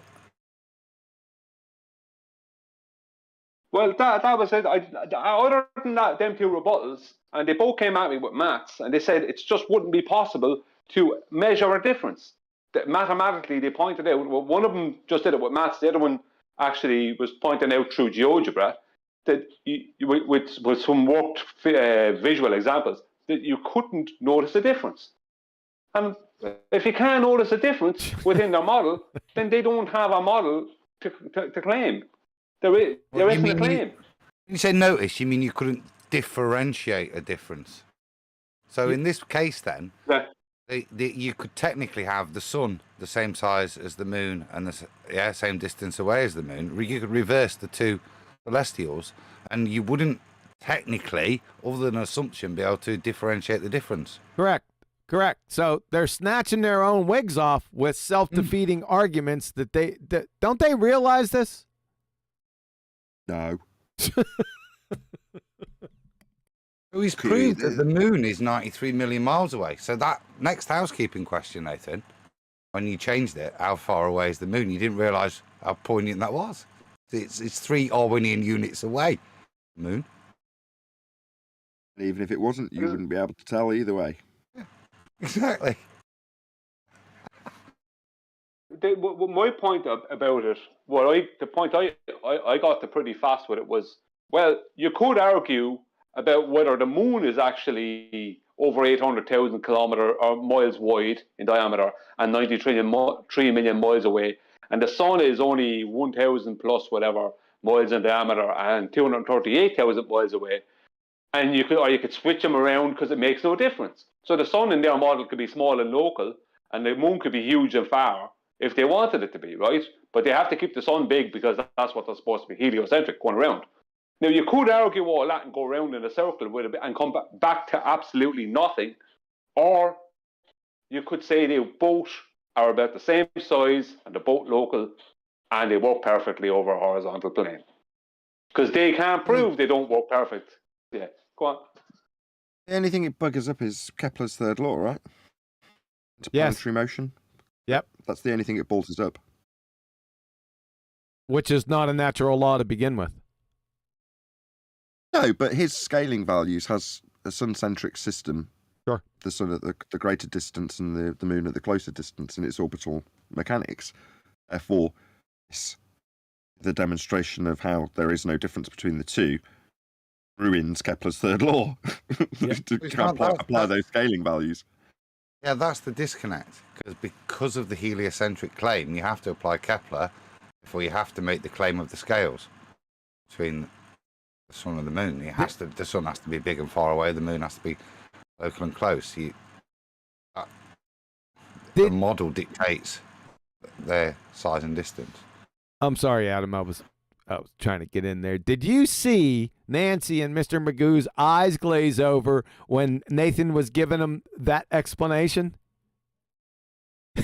Go back and watch that one specific part where he was given the spill with the conclusion that, well, it's your claim, because implicit in your argument is that you know the distance to the sun. Right? That was classic. See, that should have made my top list. There's just so many, I can't fit them all in. Well, exactly. There's a new... Sorry, go on, Brian. No, Nathan, you go ahead, because what I was going to bring up was slightly change the topic. Well, it's just that there's always the confirmation bias from a globe believer. Their positive claim, rather than ever actually needing justifying, you've got to explain their pre-assumption of this positive claim that they've not justified in your model, or you've got to debunk it without it having any evidence put forward. And this is no different. So it's like, because I've got an assumption of Kepler's third law, we're going to have this distance with this scale. Like, no, that's not a prerequisite. You're using Kepler's third law to try and offer some explanation for the motions of the stars. It's a tool that he's developed to give you a description of the movements of the stars with his scaling values. That doesn't mean that when something doesn't line up with it, you have to impose it and then ask your opponent how they explain it with those prerequisites already in place. They're not proven. It's not that. You have to prove it. It's your claim. In making the heliocentric claim, because of the movements and how they're attributed to, they force a scaling. So they force themselves to have the sun a certain size and distance and commensurate with the moon the same. It's forced on them through the claim of the heliocentric claim through Kepler and the orbital motion, because through the Durham paradox, it doesn't matter, does it? As long as you keep the scaling the same, and you can have anything, a bit like a lot of things. But once if you apply it to the heliocentric model, that forces you into a fixed scaling, is my understanding with the Durham paradox. Like, it forces them. It's like chess, isn't it? It forces them into it, and it reveals what's forcing the move. And the thing that forces it is that compliance to the compliance to the model forces the scaling.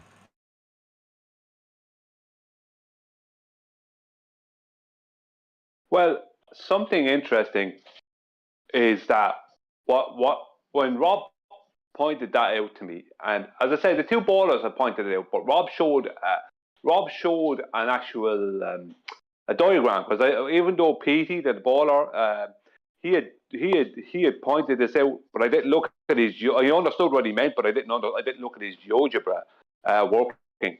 But when I saw Rob's, I went and did it myself, and yeah, exactly the same. It told me that some baller years ago, going back in time, whoever came up with this heliocentric nonsense, whoever it was, whichever group were behind it, they put a lot of thought into it.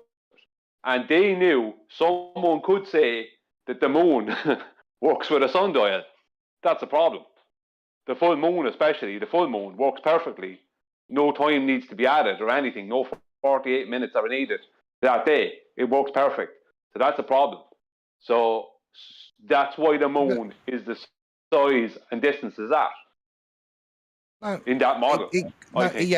It could be, but it could also be both the same size on a ball in their model, yeah, or it could be that they're both close, small, and local on a flat plane. It's the point of the paradox is it demonstrates that the whole Eratosthenes nonsense proves nothing, and unfortunately, the only thing it does is force them to a scale. Is the only thing I can see. If you go through that rigmarole, there's nothing to be proved either way to the nature of the Earth. It's not definitive from the observation itself. But if you did stick to it, we're fine as flat earthers. But it forces them to a scale based on the rigidity of their model and orbital mechanics and fundamentally where the moon is placed orbitally and where the sun is placed orbitally. That fixes their scale.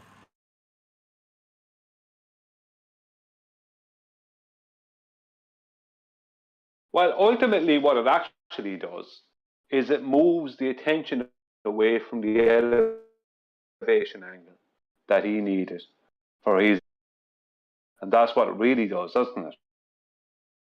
When we think about it. You know, even if we were getting to the point where they don't even have a claim. Brian. With the parallel and divergent rays point, and it debunks that. Brian. Yes? You're cutting out. Can you drop? Thank God. Can you? Okay. Hold on. Don't do that again. Hold on, Adam. Just drop out. He knows what to do. What are you getting so animated about, Adam? What's the objection? Didn't mean that. I've never heard Brian start to sound like QE. He was about to say it's the elevation angle, and I was like, "What? You're not going to elaborate past that for him to go back to that?" Don't do it, Brian. Am I coming in a bit better now? Or yes, you're good, Brian. Adam got a comeback for you, but go ahead.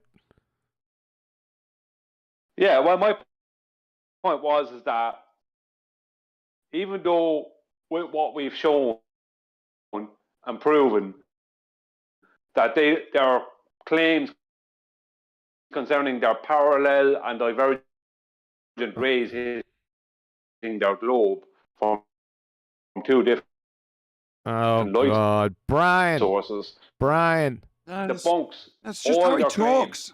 Right, Be to do with their. That's just how he talks. Don't be racist. Brian, what is up with your mic? I don't know. That's just the same mic I always use. I don't know what's going on there. Today, yeah. It's cutting out pretty bad. Just want to let you know. The only reason I interrupt you, I know what you're saying, but the audience, it's cutting out on you. Some static on the causeway. I'll just shut up for a while. That's about it. I'll just shut up. Go ahead, Adam. Go ahead. What's your comeback? You're going to have to explain it to Nathan because he wasn't here when we got into it. I just wanted to save him. We justify ourselves, Brian, a lot going into these details, but if you're going to resort it back to, we don't have to do with any of this bollocks, because how did you get an elevation angle in the first place? It's where it sounded like you was going, and I just wanted to interrupt that. As a friend. Yes, that's exactly right. See, Nate, that's what it is. That's what the deal is, because it all comes down to that. For me, it does. But you guys, you guys are pulling an Anthony, which in some respects is okay. I do enjoy them, but it really all comes back to that little pesky elevation angle now, doesn't it? Off a curved surface. Let's get it straight. Yeah. There is a balance to be struck, right? Because if you just hand wave a non sequitur when the person who's put it to you ascribes quite a lot of weight or importance to their question, and you unpack why it's an irrelevant question, they're going to be left with a little bit of a bitter taste in their mouth. Whereas if you point out that it's a non sequitur, and like with Chris Van Matry, that was the perfect example. Literally the textbook example. This isn't important, not part of my argument. I don't have to overcome or answer your question, but you are wrong in your non sequitur. Here's an example of how you're wrong. Not that I need to defend this. Not that I need to put it forward as a claim. Not that I need to respond to yours. Here it is anyway. That's the way it should be dealt with. Can I add to that? Without the Durham paradox, you don't get a fuller understanding. Sometimes their claims are worth going into the minutiae of exploring like this. You come out with the knowledge. You can vary this thing in their claim either way. The only reality it matters to significantly is theirs.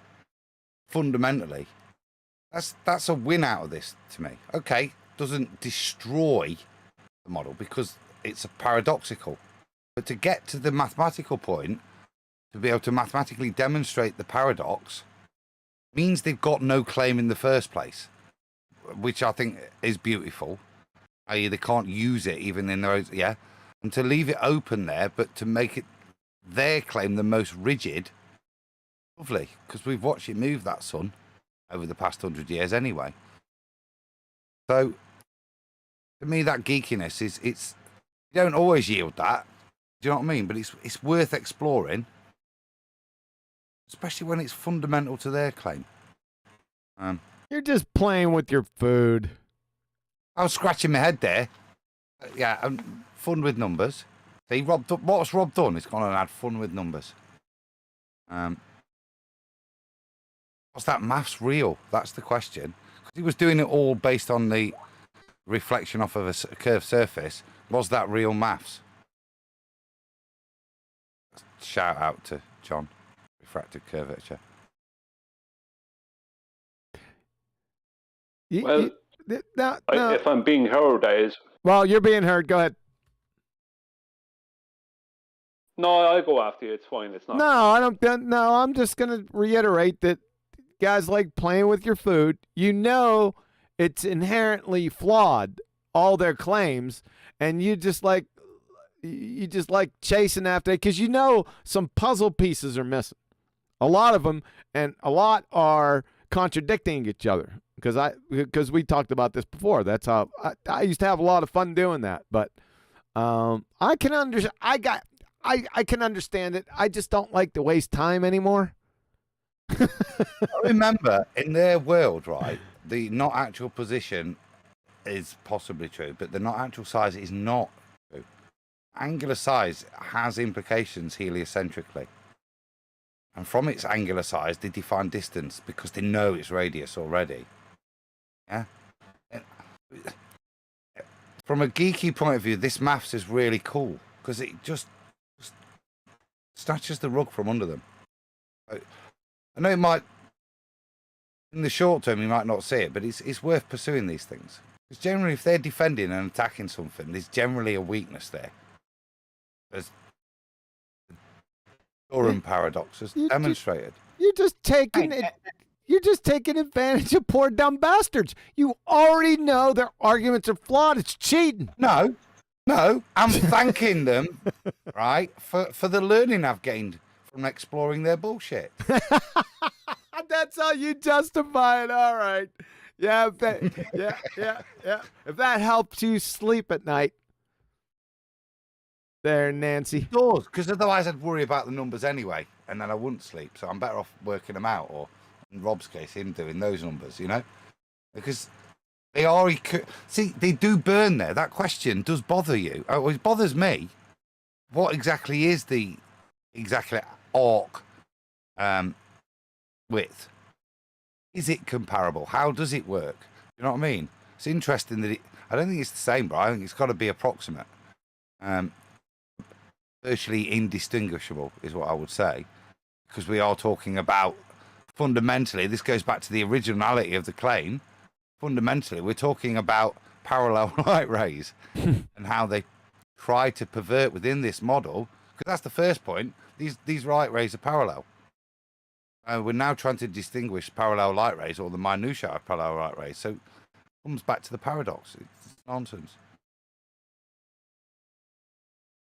Go ahead, Brian. Go well, ahead, if they can... I felt... Thank you. I felt you... Just shout at me if I'm... I felt you coming in there, right? So go ahead, Brian. I'm going to interrupt you again. I'm going to rumpus you. And about 5 seconds in, your mic's going to start cutting out. But go ahead.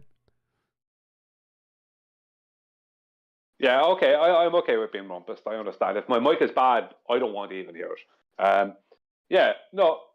The thing about it is that the whole argument about the moon and the sun and the shadows, because they make this, once they were able to claim that the sun had parallel light and it was really big, that allowed them to be able to claim that Polaris and all these other stars in the sky are really big, and they're just really, really big suns just far away. We only get shadows from the sun and the moon. We don't get shadows from Polaris. We don't get shadows from the stars. We only get shadows from the sun and the moon. But really all it is, and this was my point earlier that you already hit on, really all it is just diverging away from the elevation angle that Eratosthenes used. Because that's what it comes down to, isn't it? Yeah. We can't talk about the elevation angle, I'll interrupt, Brian. We've got to put this back. In the reading I did, no, it's not just the sun and the moon. You can also get it from the morning star. This dial can be used with the morning star. Now, Venus has the same R value as us, apparently, in their model. So we need to explore that, because that then fixes the paradox, doesn't it? You've got Venus that can cast on a moon dial, which is part of the claim. What? And yeah, Venus is tiny. Do you mean it can cast a shadow on a moon dial? No. on my claim. In the early morning. Was when I was It's researching. nonsense. No, in the That's early nonsense. morning, it gets really bright. The morning star does not. I've seen Venus plenty of times. I've watched Venus. I've tracked Venus. No, producing a shadow on a sundial or moon dial? No. Not my This is claim. absurd. I say absurd. not my claim. Hold on a second, Adam. You say something, you own it. It's your claim. Oh well, yeah, No, okay. he's not saying it's his claim. He's saying it's a claim, their claim. It's within the literature, is what I said. That point triggered my mind. That if we're saying that, when Brian said it's just the sun and the moon, it isn't. It's a part of the text I remember reading that says, and that it's also been known to use Venus because Venus also has phases, so it'll crescent like the moon. Okay, so when it's in full Venus, for want of the phrase, then I've read it. So, like I say, not my claim, just pointing out that there's something out there that maybe you could do the maths on that would undo the paradox, which is the mathematical relationship that they've constructed in the heliocentric model. Look at Venus. I'll accept the mathematical relationship, and obviously with its distance potentially in the heliocentric model, they might have that as a claim in their maths. But I'll believe it when I see it. There's just no way. Have you seen Venus? No. It's just not going to... I can't believe my ears. I can't believe this is even a claim. To even put it into words, to verbalize it just seems so absurd. I want to see these phases. I mean, are you saying like Venus is kind of like the moon, but smaller? Yes. That I can get behind. That's no problem. That's not a problem. Casting a shadow on a moon dial? No, I'm not going to get behind this. I just can't. I'll eat my words, right? If somebody can show it me, if someone can dig out a video, show me a demonstration of that, then fine, I'll eat my words. But I'm going to say no, this can't be done. I'm going to put my neck out. I'm going to stick my neck out and go no. Just no. I'd be the same as you, Nathan, because within the writings about the moon dial, they also said that the new moon works perfectly with the sundial as well. But how are you going to get a shadow off of something that isn't there? Do you know what I mean? Adam, did you hear that? So that's a challenge to you to support some globe-tard claims. No, I'll need to go to the literature where I remember reading it, and I'll dig it out and see if we can dig a little further and there's anything to substantiate it. Right, exactly. Yep, not just the words, right? I'm sure you can come by the words, but something to substantiate that. What was the date on that research that you were looking at? I can go to the file, and I should have it saved, but it was that German Baroque stuff, because that's the file it was in. Looking at the German Baroque moon dials. I said it just stuck out in my head at the time. Right. That's why it just triggered there, because they wrote that. It's not my claim. I'm just saying that was in there. We thought to use Venus as well. Sure. We understand that. It's not your claim. Yeah. It's worth investigating, because it, like I said, mathematically then, if Venus is a lot closer to the sun, but it's got the same aura as us, does that relationship balance as well?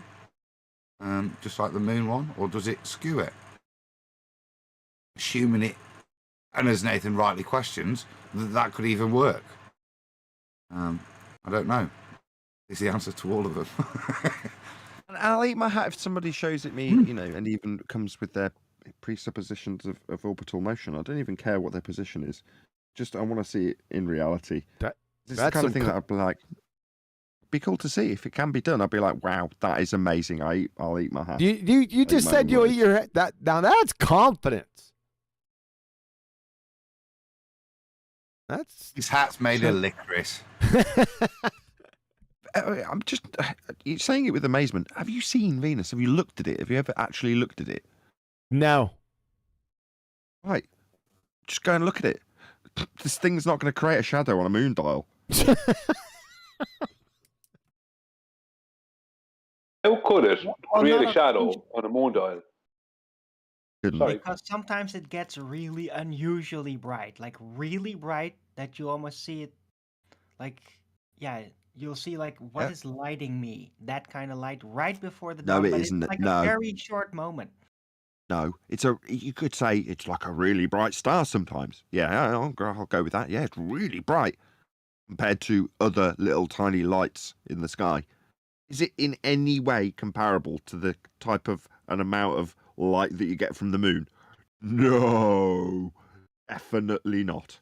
Well, at very sparing moments, I'd say a half or a third of the way. Yeah. Yeah, but how would you test that? How would you test that anyway? Because you're going to have to eliminate all the other lights up there. So you know what I'm saying? It would only have to be Venus. Exactly. Yeah, but you even then, out a lot comparatively, compared to the rest of the stars. That's why you see it compared in to the the other morning, lights. and you don't see the others.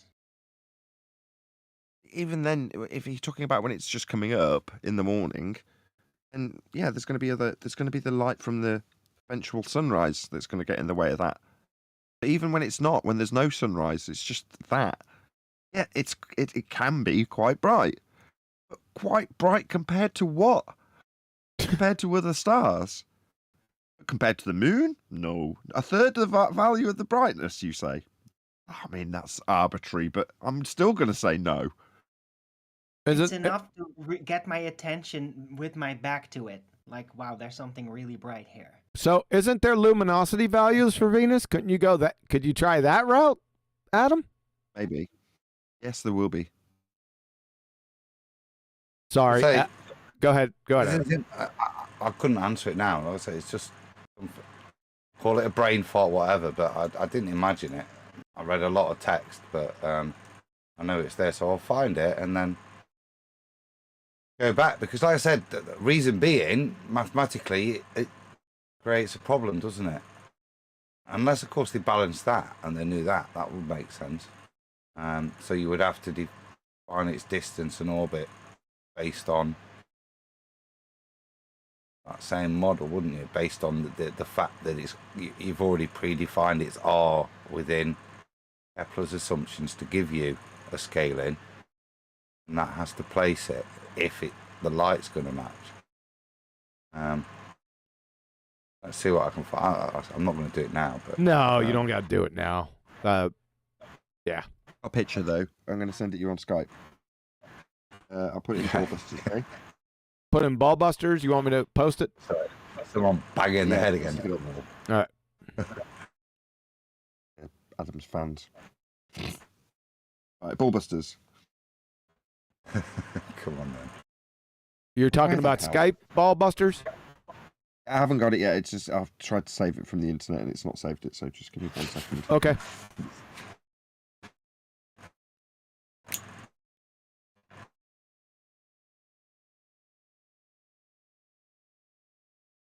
That means talk amongst yourselves as opposed to sit in silence while I go and get this photo, which will be there in 10 seconds. Dude, there you go.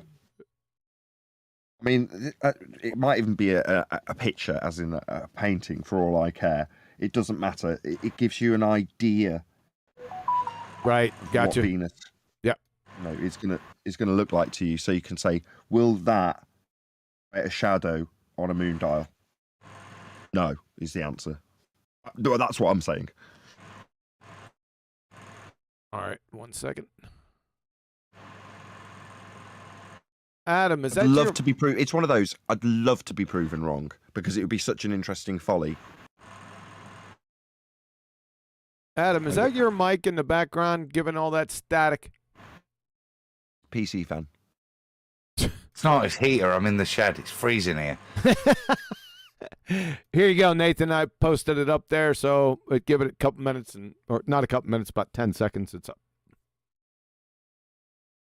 Yeah, for the audience's benefit, it doesn't even matter if this was a painting of Venus. It doesn't matter. It just gives you an idea to see, would this create a shadow on a moon dial? Even if it was at the kind of brightness that it's, obviously been manipulated to create in that photo, because it looks pretty. It does. Yeah, pretty. Yeah, does it grab your attention? Yeah, it does, yeah, because it's brighter than other stuff, sometimes. Yeah, so what? Yeah, I don't disagree with you. Yeah. By the way. Yeah. In terms of plausibility. If it's surrounded already by daylight like that, you can't isolate the shadow. That's what I was saying before. Right. It has to be way outside of the daylight. So even then, like I say, I'm gonna stake my reputation on it, but say I would be incredibly pleased to be proven wrong when I say no. Just no, it's not bright enough to create a shadow on a moon dial. So couldn't you get a new moon? Where is it in the? I don't know the cycles. So where is it on the new moon phases? And is it high above the? Is it high enough? It's called the morning. Go ahead. It's called the morning star. I know what it's called.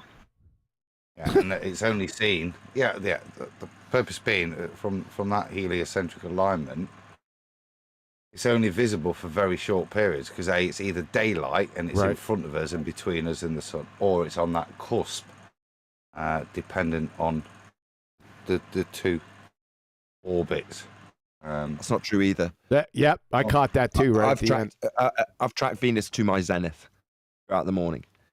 I wanted to debunk that, and I did it for myself. So I went out and watched it for the entire night. Well, for the entire night, all the way through from late in the night through the morning through till midday, and I watched it the entire time.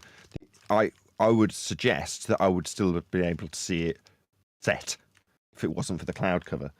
I only lost it because of cloud cover at about midday, with a load of people in a Tesco car park looking at me weird because I'm stood literally with my head cricked. It's reached my zenith. Is that not what even the Rumpus admitted that, didn't he? There's an issue. Is it Venus? I'm pretty sure it was. He admits there's a problem within the heliocentric model. Yes. Yeah. And I've seen it with my own eyes. Venus is not a planet. It's not in orbit. And it doesn't behave the way they say it will in those models and orbits. You're supporting my non-claim claim there. Yeah, exactly. You're non-claim with a dichotomy outcome. Well, I think it could help fix that paradox.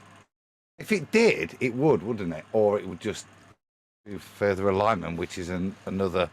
To have two things matching is chance, isn't it? 3, weird. That kind of alignment.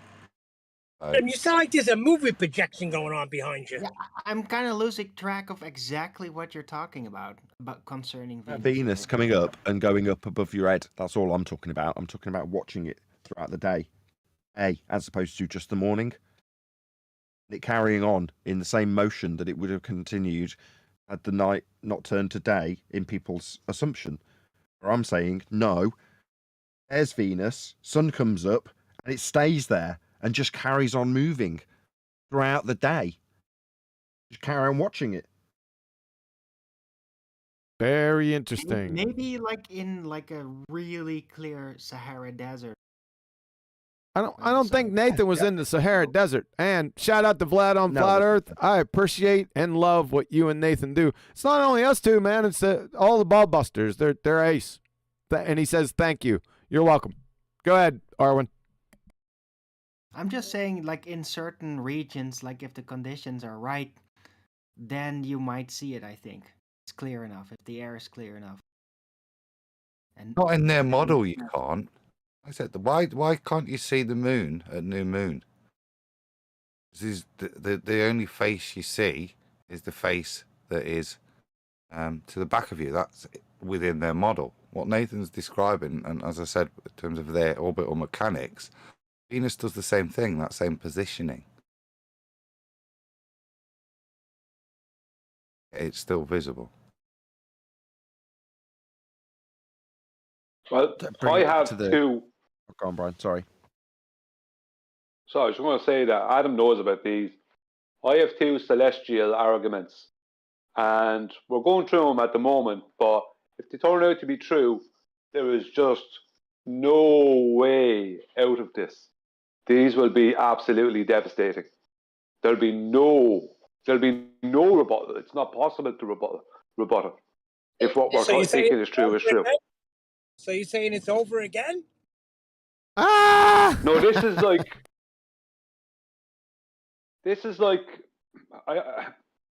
more over than over. It's devastation, absolute devastation. We just have to make sure that they are correct. So another devastation. So they're in the pipe. So another devastation. Yeah. That's fine if you guys got one. I heard you sent me a message with that, but how close is it? Well, the thing about it is, it could be extremely close. It's the 2 arguments. They're so simple that I'm worried that I'm missing something. I got you. I'm tracking with you. Yeah. I'm tracking with you, but you know how I like those simple ones. Yeah, I mean, literally a diagram for one of them, for both of them, really. Literally just a diagram, and that's it. It's all. You got my interest picked. You would. Yeah. So it's on the way. All right. Cool.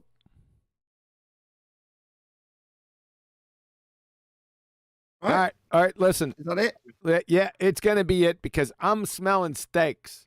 All right, so even though they're trailer park steaks, Do you have any evidence of that steak? yeah, I tell you what, I do. I don't know about you. They're strips, right? I call them trailer park steaks now because I'm a ribeye man. That's just yeah. But anyway, they're coming. So Nathan, you want to carry us on out of here? No. Trailer park steaks.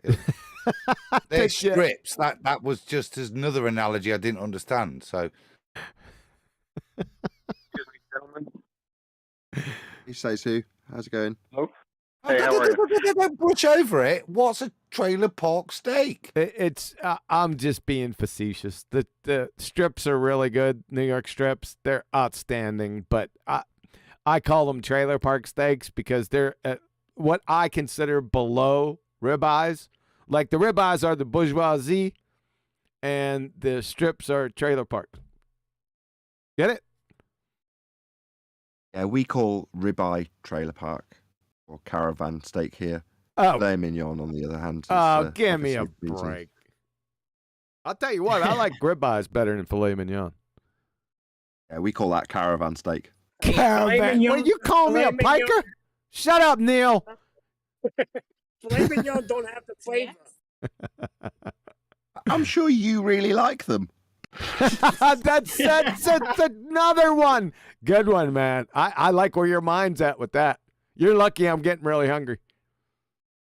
Who did you actually want to say something? Because you got room for Yeah, I do. Before you guys round it out, 2 questions. One of them is a really quick technical one I'm sure you can take care of, but it has to do with the dip angle correction when you're using the sextant. So I was thinking about it in terms of, I actually kind of want to know how it's done. So when you take a dip angle correction, let's say you have a horizon that's really far in the distance, let's say like the Black Swan, which at minimum is 10 miles, that angle is super tight. How do you actually correct for something so small, or how does it work? Why do you state the distance? Hey, why would you go to the distance you assume the horizon is? It doesn't matter. This is going to take... hold on a second. Hold on. Stop people talking. Stop. I want Brian to just explain the leveling of the tool in this regard. It's a dip angle. It's nothing to do with that, though. Yeah, that's what Adam's saying. All right. Yeah, that's what Adam's saying. And this is going to take a long time. So, Brian... It won't all be fast. Brian, be concise. Yeah. Adam, your objection is noted and confirmed. We got you. Go ahead, Brian. Yeah, the dip angle correction has nothing to do with the position of the horizon, whether it's close to you or far away. It has nothing to do with it. The horizon is just a point that you are pointing your horizon mirror towards. And the only reason you're doing that is because the horizon is the only steady place at sea. It's always steady, whereas everything else is moving. The dip correction is based on your height of eye above the water below your boat. So when you're in port, if you're a navigator and you're on a new ship, what you do is you measure your height of eye above the calmest water you can find that port before you leave. So if you're on a ship for 3 weeks and you're the navigator on that ship for 3 weeks, for those 3 weeks, every time you do a sighting, you're only taking the exact height of eye above the water below you. That is your correction. That is your dip correction. That is what you're correcting for every time. Doesn't matter where the horizon is, if it's close to you or far away from you, you're only correcting for your height of eye above the waterline. So if you take 1,000 sightings in 3 weeks, for those 1,000 sightings, you will use the same exact dip correction. He's asking how it's done, though. What's the calculation he's asking, I think? Yeah, well, what it is what you're doing is you measure your height of your eye above the water below the ship at port. So what you're doing is you're correcting the vertex of the angle, which is where the 2 lines meet, from your eye line down to the water underneath the boat. And that's creating your 90 degrees. The reason it's creating your 90 degrees, and this is what kills the ballers, is that the water underneath your boat is in a direct horizontal with the horizon, and through the horizon at a direct horizontal with the GP of the celestial body that can be hundreds and thousands of nautical miles away. So that's the thing about the height of void what's the correction. process? So from you're at the harbour, you drop a tape measured line down from where you'll be, sighting the horizon and the star with your sextant when you're out at sea. But you want to know the exact height. So you've dropped a tape measure with a plumb on it. You've marked where it is, and you've gone, right, I am 25 feet above the water when I'm using my sextant. Fine. So you make a note of that. You go out to sea. You sight the horizon, and we're going to assume that it's not been 5 days of crap weather and you're having to add on 5 or 10 feet for the constant waves. You're going to assume that it's at sea, relatively calm. All you're going to minus is what you measured back at the harbour.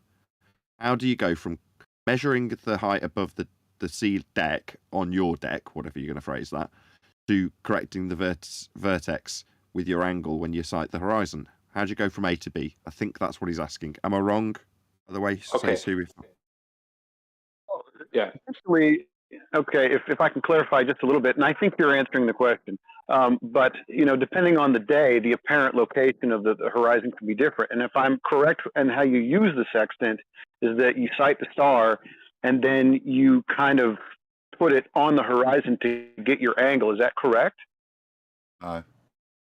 No? Yes. No. Let me just move on quickly. Yes, it's the other way around. You level the tool with the horizon, then you bring the tool is showing them in the lens at the same point, and that when you move it down to make that, what you've done is you've given yourself the measurement on the tool. So then when you've got them level, you can look at the side of the tool and see what angle it shows. But when Tenth uses that term, bring it down. What that means is you've got two things that you're looking at through the lens. One is going to be the horizon that you've used to level the tool with, and then you're going to make your dip correction with that. And the other is the star and the angle to it. By bringing it down, it just means bringing it down in the vision that you're looking at through the tool. That's what that means. What you're doing is you have an obtuse angle between your zenith and the angle you have to the horizon. That's an obtuse. So you need a right angle 90 degrees. So that's why you correct down. So if you're 15 feet above the water, if your eye line is 15 feet above the water, then the almanac has the tables for what that 15 feet will be in degrees. It'll be in minutes and seconds of degree. So you always then correct using those minutes and seconds correction to make the right angle, because an obtuse is not precision. So you need to correct and make a right angle, and that's the argument about it. So that's the whole point of the height of void correction. It creates the right angle. Okay, this is something that maybe you want to look into after the fact, because this will take an eternity if we get into it. But this is a fascinating history, because I remember either Brian or Tenth, I can't remember to give credit. One of them went back into the history. Where does the almanac get it from, right? Well, when you look at the... Go on, Adam. That was me. Was it you? Well, when you went and looked into it, and maybe you'll just take over from where I leave off here, but it shows that the 1.22 times the square root of the observer's height in feet, with a consideration for the Rayleigh criterion diffraction limit, is all considered without any mention whatsoever of Earth curve in the mathematics. The easiest thing for this man to do, just before Adam goes. I think Brian's trying to say he did actually look at this a couple of weeks before, Adam, but go ahead, Adam. Go, Brian, and I'll address it. I'll be very quick. The easiest way for this man to learn about the height of void correction is to go to my channel on YouTube, and about 2 videos back, there's a video called HOE, that's height of void. HOE proves level is horizontal. That will tell you all about the height of void correction. I show the tables, I show what it is with an orthographic GeoGebra demonstration. Sorry, Adam. That's just, he'll have a visual. Just one more thing, just for clarity, if anybody's lost track, just for clarity, height of eye correction is hip correction, just in case anybody doesn't realise the two things are one and the same. The next question I want to ask, and I want Huey to get to his Salisbury steaks, but it just has to do with celestial navigation and maps in general. So if hold on. Adam's got something to add on to the end of that last point before we move on to the next question. Okay. Go ahead, Adam. I don't feel we've answered. I think I got your question, say so. There's 2 points to be addressed. The first is that this presupposition that when we look out on a clearer day, we're seeing further, and therefore the horizon will render at a different angular rate. That's not correct. Irrespective of the day, if we use the horizon, the thing that's going to vary it is the height above the deck. So when we get to height of eye correction, you have to understand what it is. Is it a geometric correction? Not really. It's an optical correction based on using the horizon and how it renders for us, and how there is a slight variance based on how high we are above that flat deck. That's what the correction is used for, how it calculates an optical correction based on the angular difference in terms of the angle of attack to the flat deck with regards to perspective, and how that's adjusts slightly for the rendering of the horizon to the eye. That's the 2 purposes, but in terms of the distance, it's irrelevant. But that is the function of it, and why, as Brian outlined, it's so crucial to get that confirmed at port, because those small differences will make a difference in navigation. Yeah, fair enough. I realize that really the only thing you're trying to accomplish is getting a perfectly flat baseline to your GP. That's why a bubble sextant works. I just thought with a mechanical, I should call it mechanical, a sextant that doesn't have a bubble in it, right, that you're using the horizon and then correcting, whether or not it actually matters the apparent location of the horizon and how much dip you would correct. That's kind of was my question. And you answered it, so I appreciate that. The next question would be... The next question, I'm going to wring your neck. Oh, them strips looking good. I'm telling you, as soon as I said, let's go, he comes in. Now, they're legitimate questions. They're legitimate questions, right? What's your next question? You guys don't have to answer this today. It just has to do with the fact that if celestial navigation in general is fairly accurate, would that be the only method of mapping the flat Earth possibly? That's just a view on it. You don't have to answer that today, but I'm thinking to myself, if these distances are accurate every time they're over a particular location, then that should give us a good idea of the actual distances to every place that we can measure and give us an idea of an accurate map. That's the only thing I was thinking. So the answer is yes and no.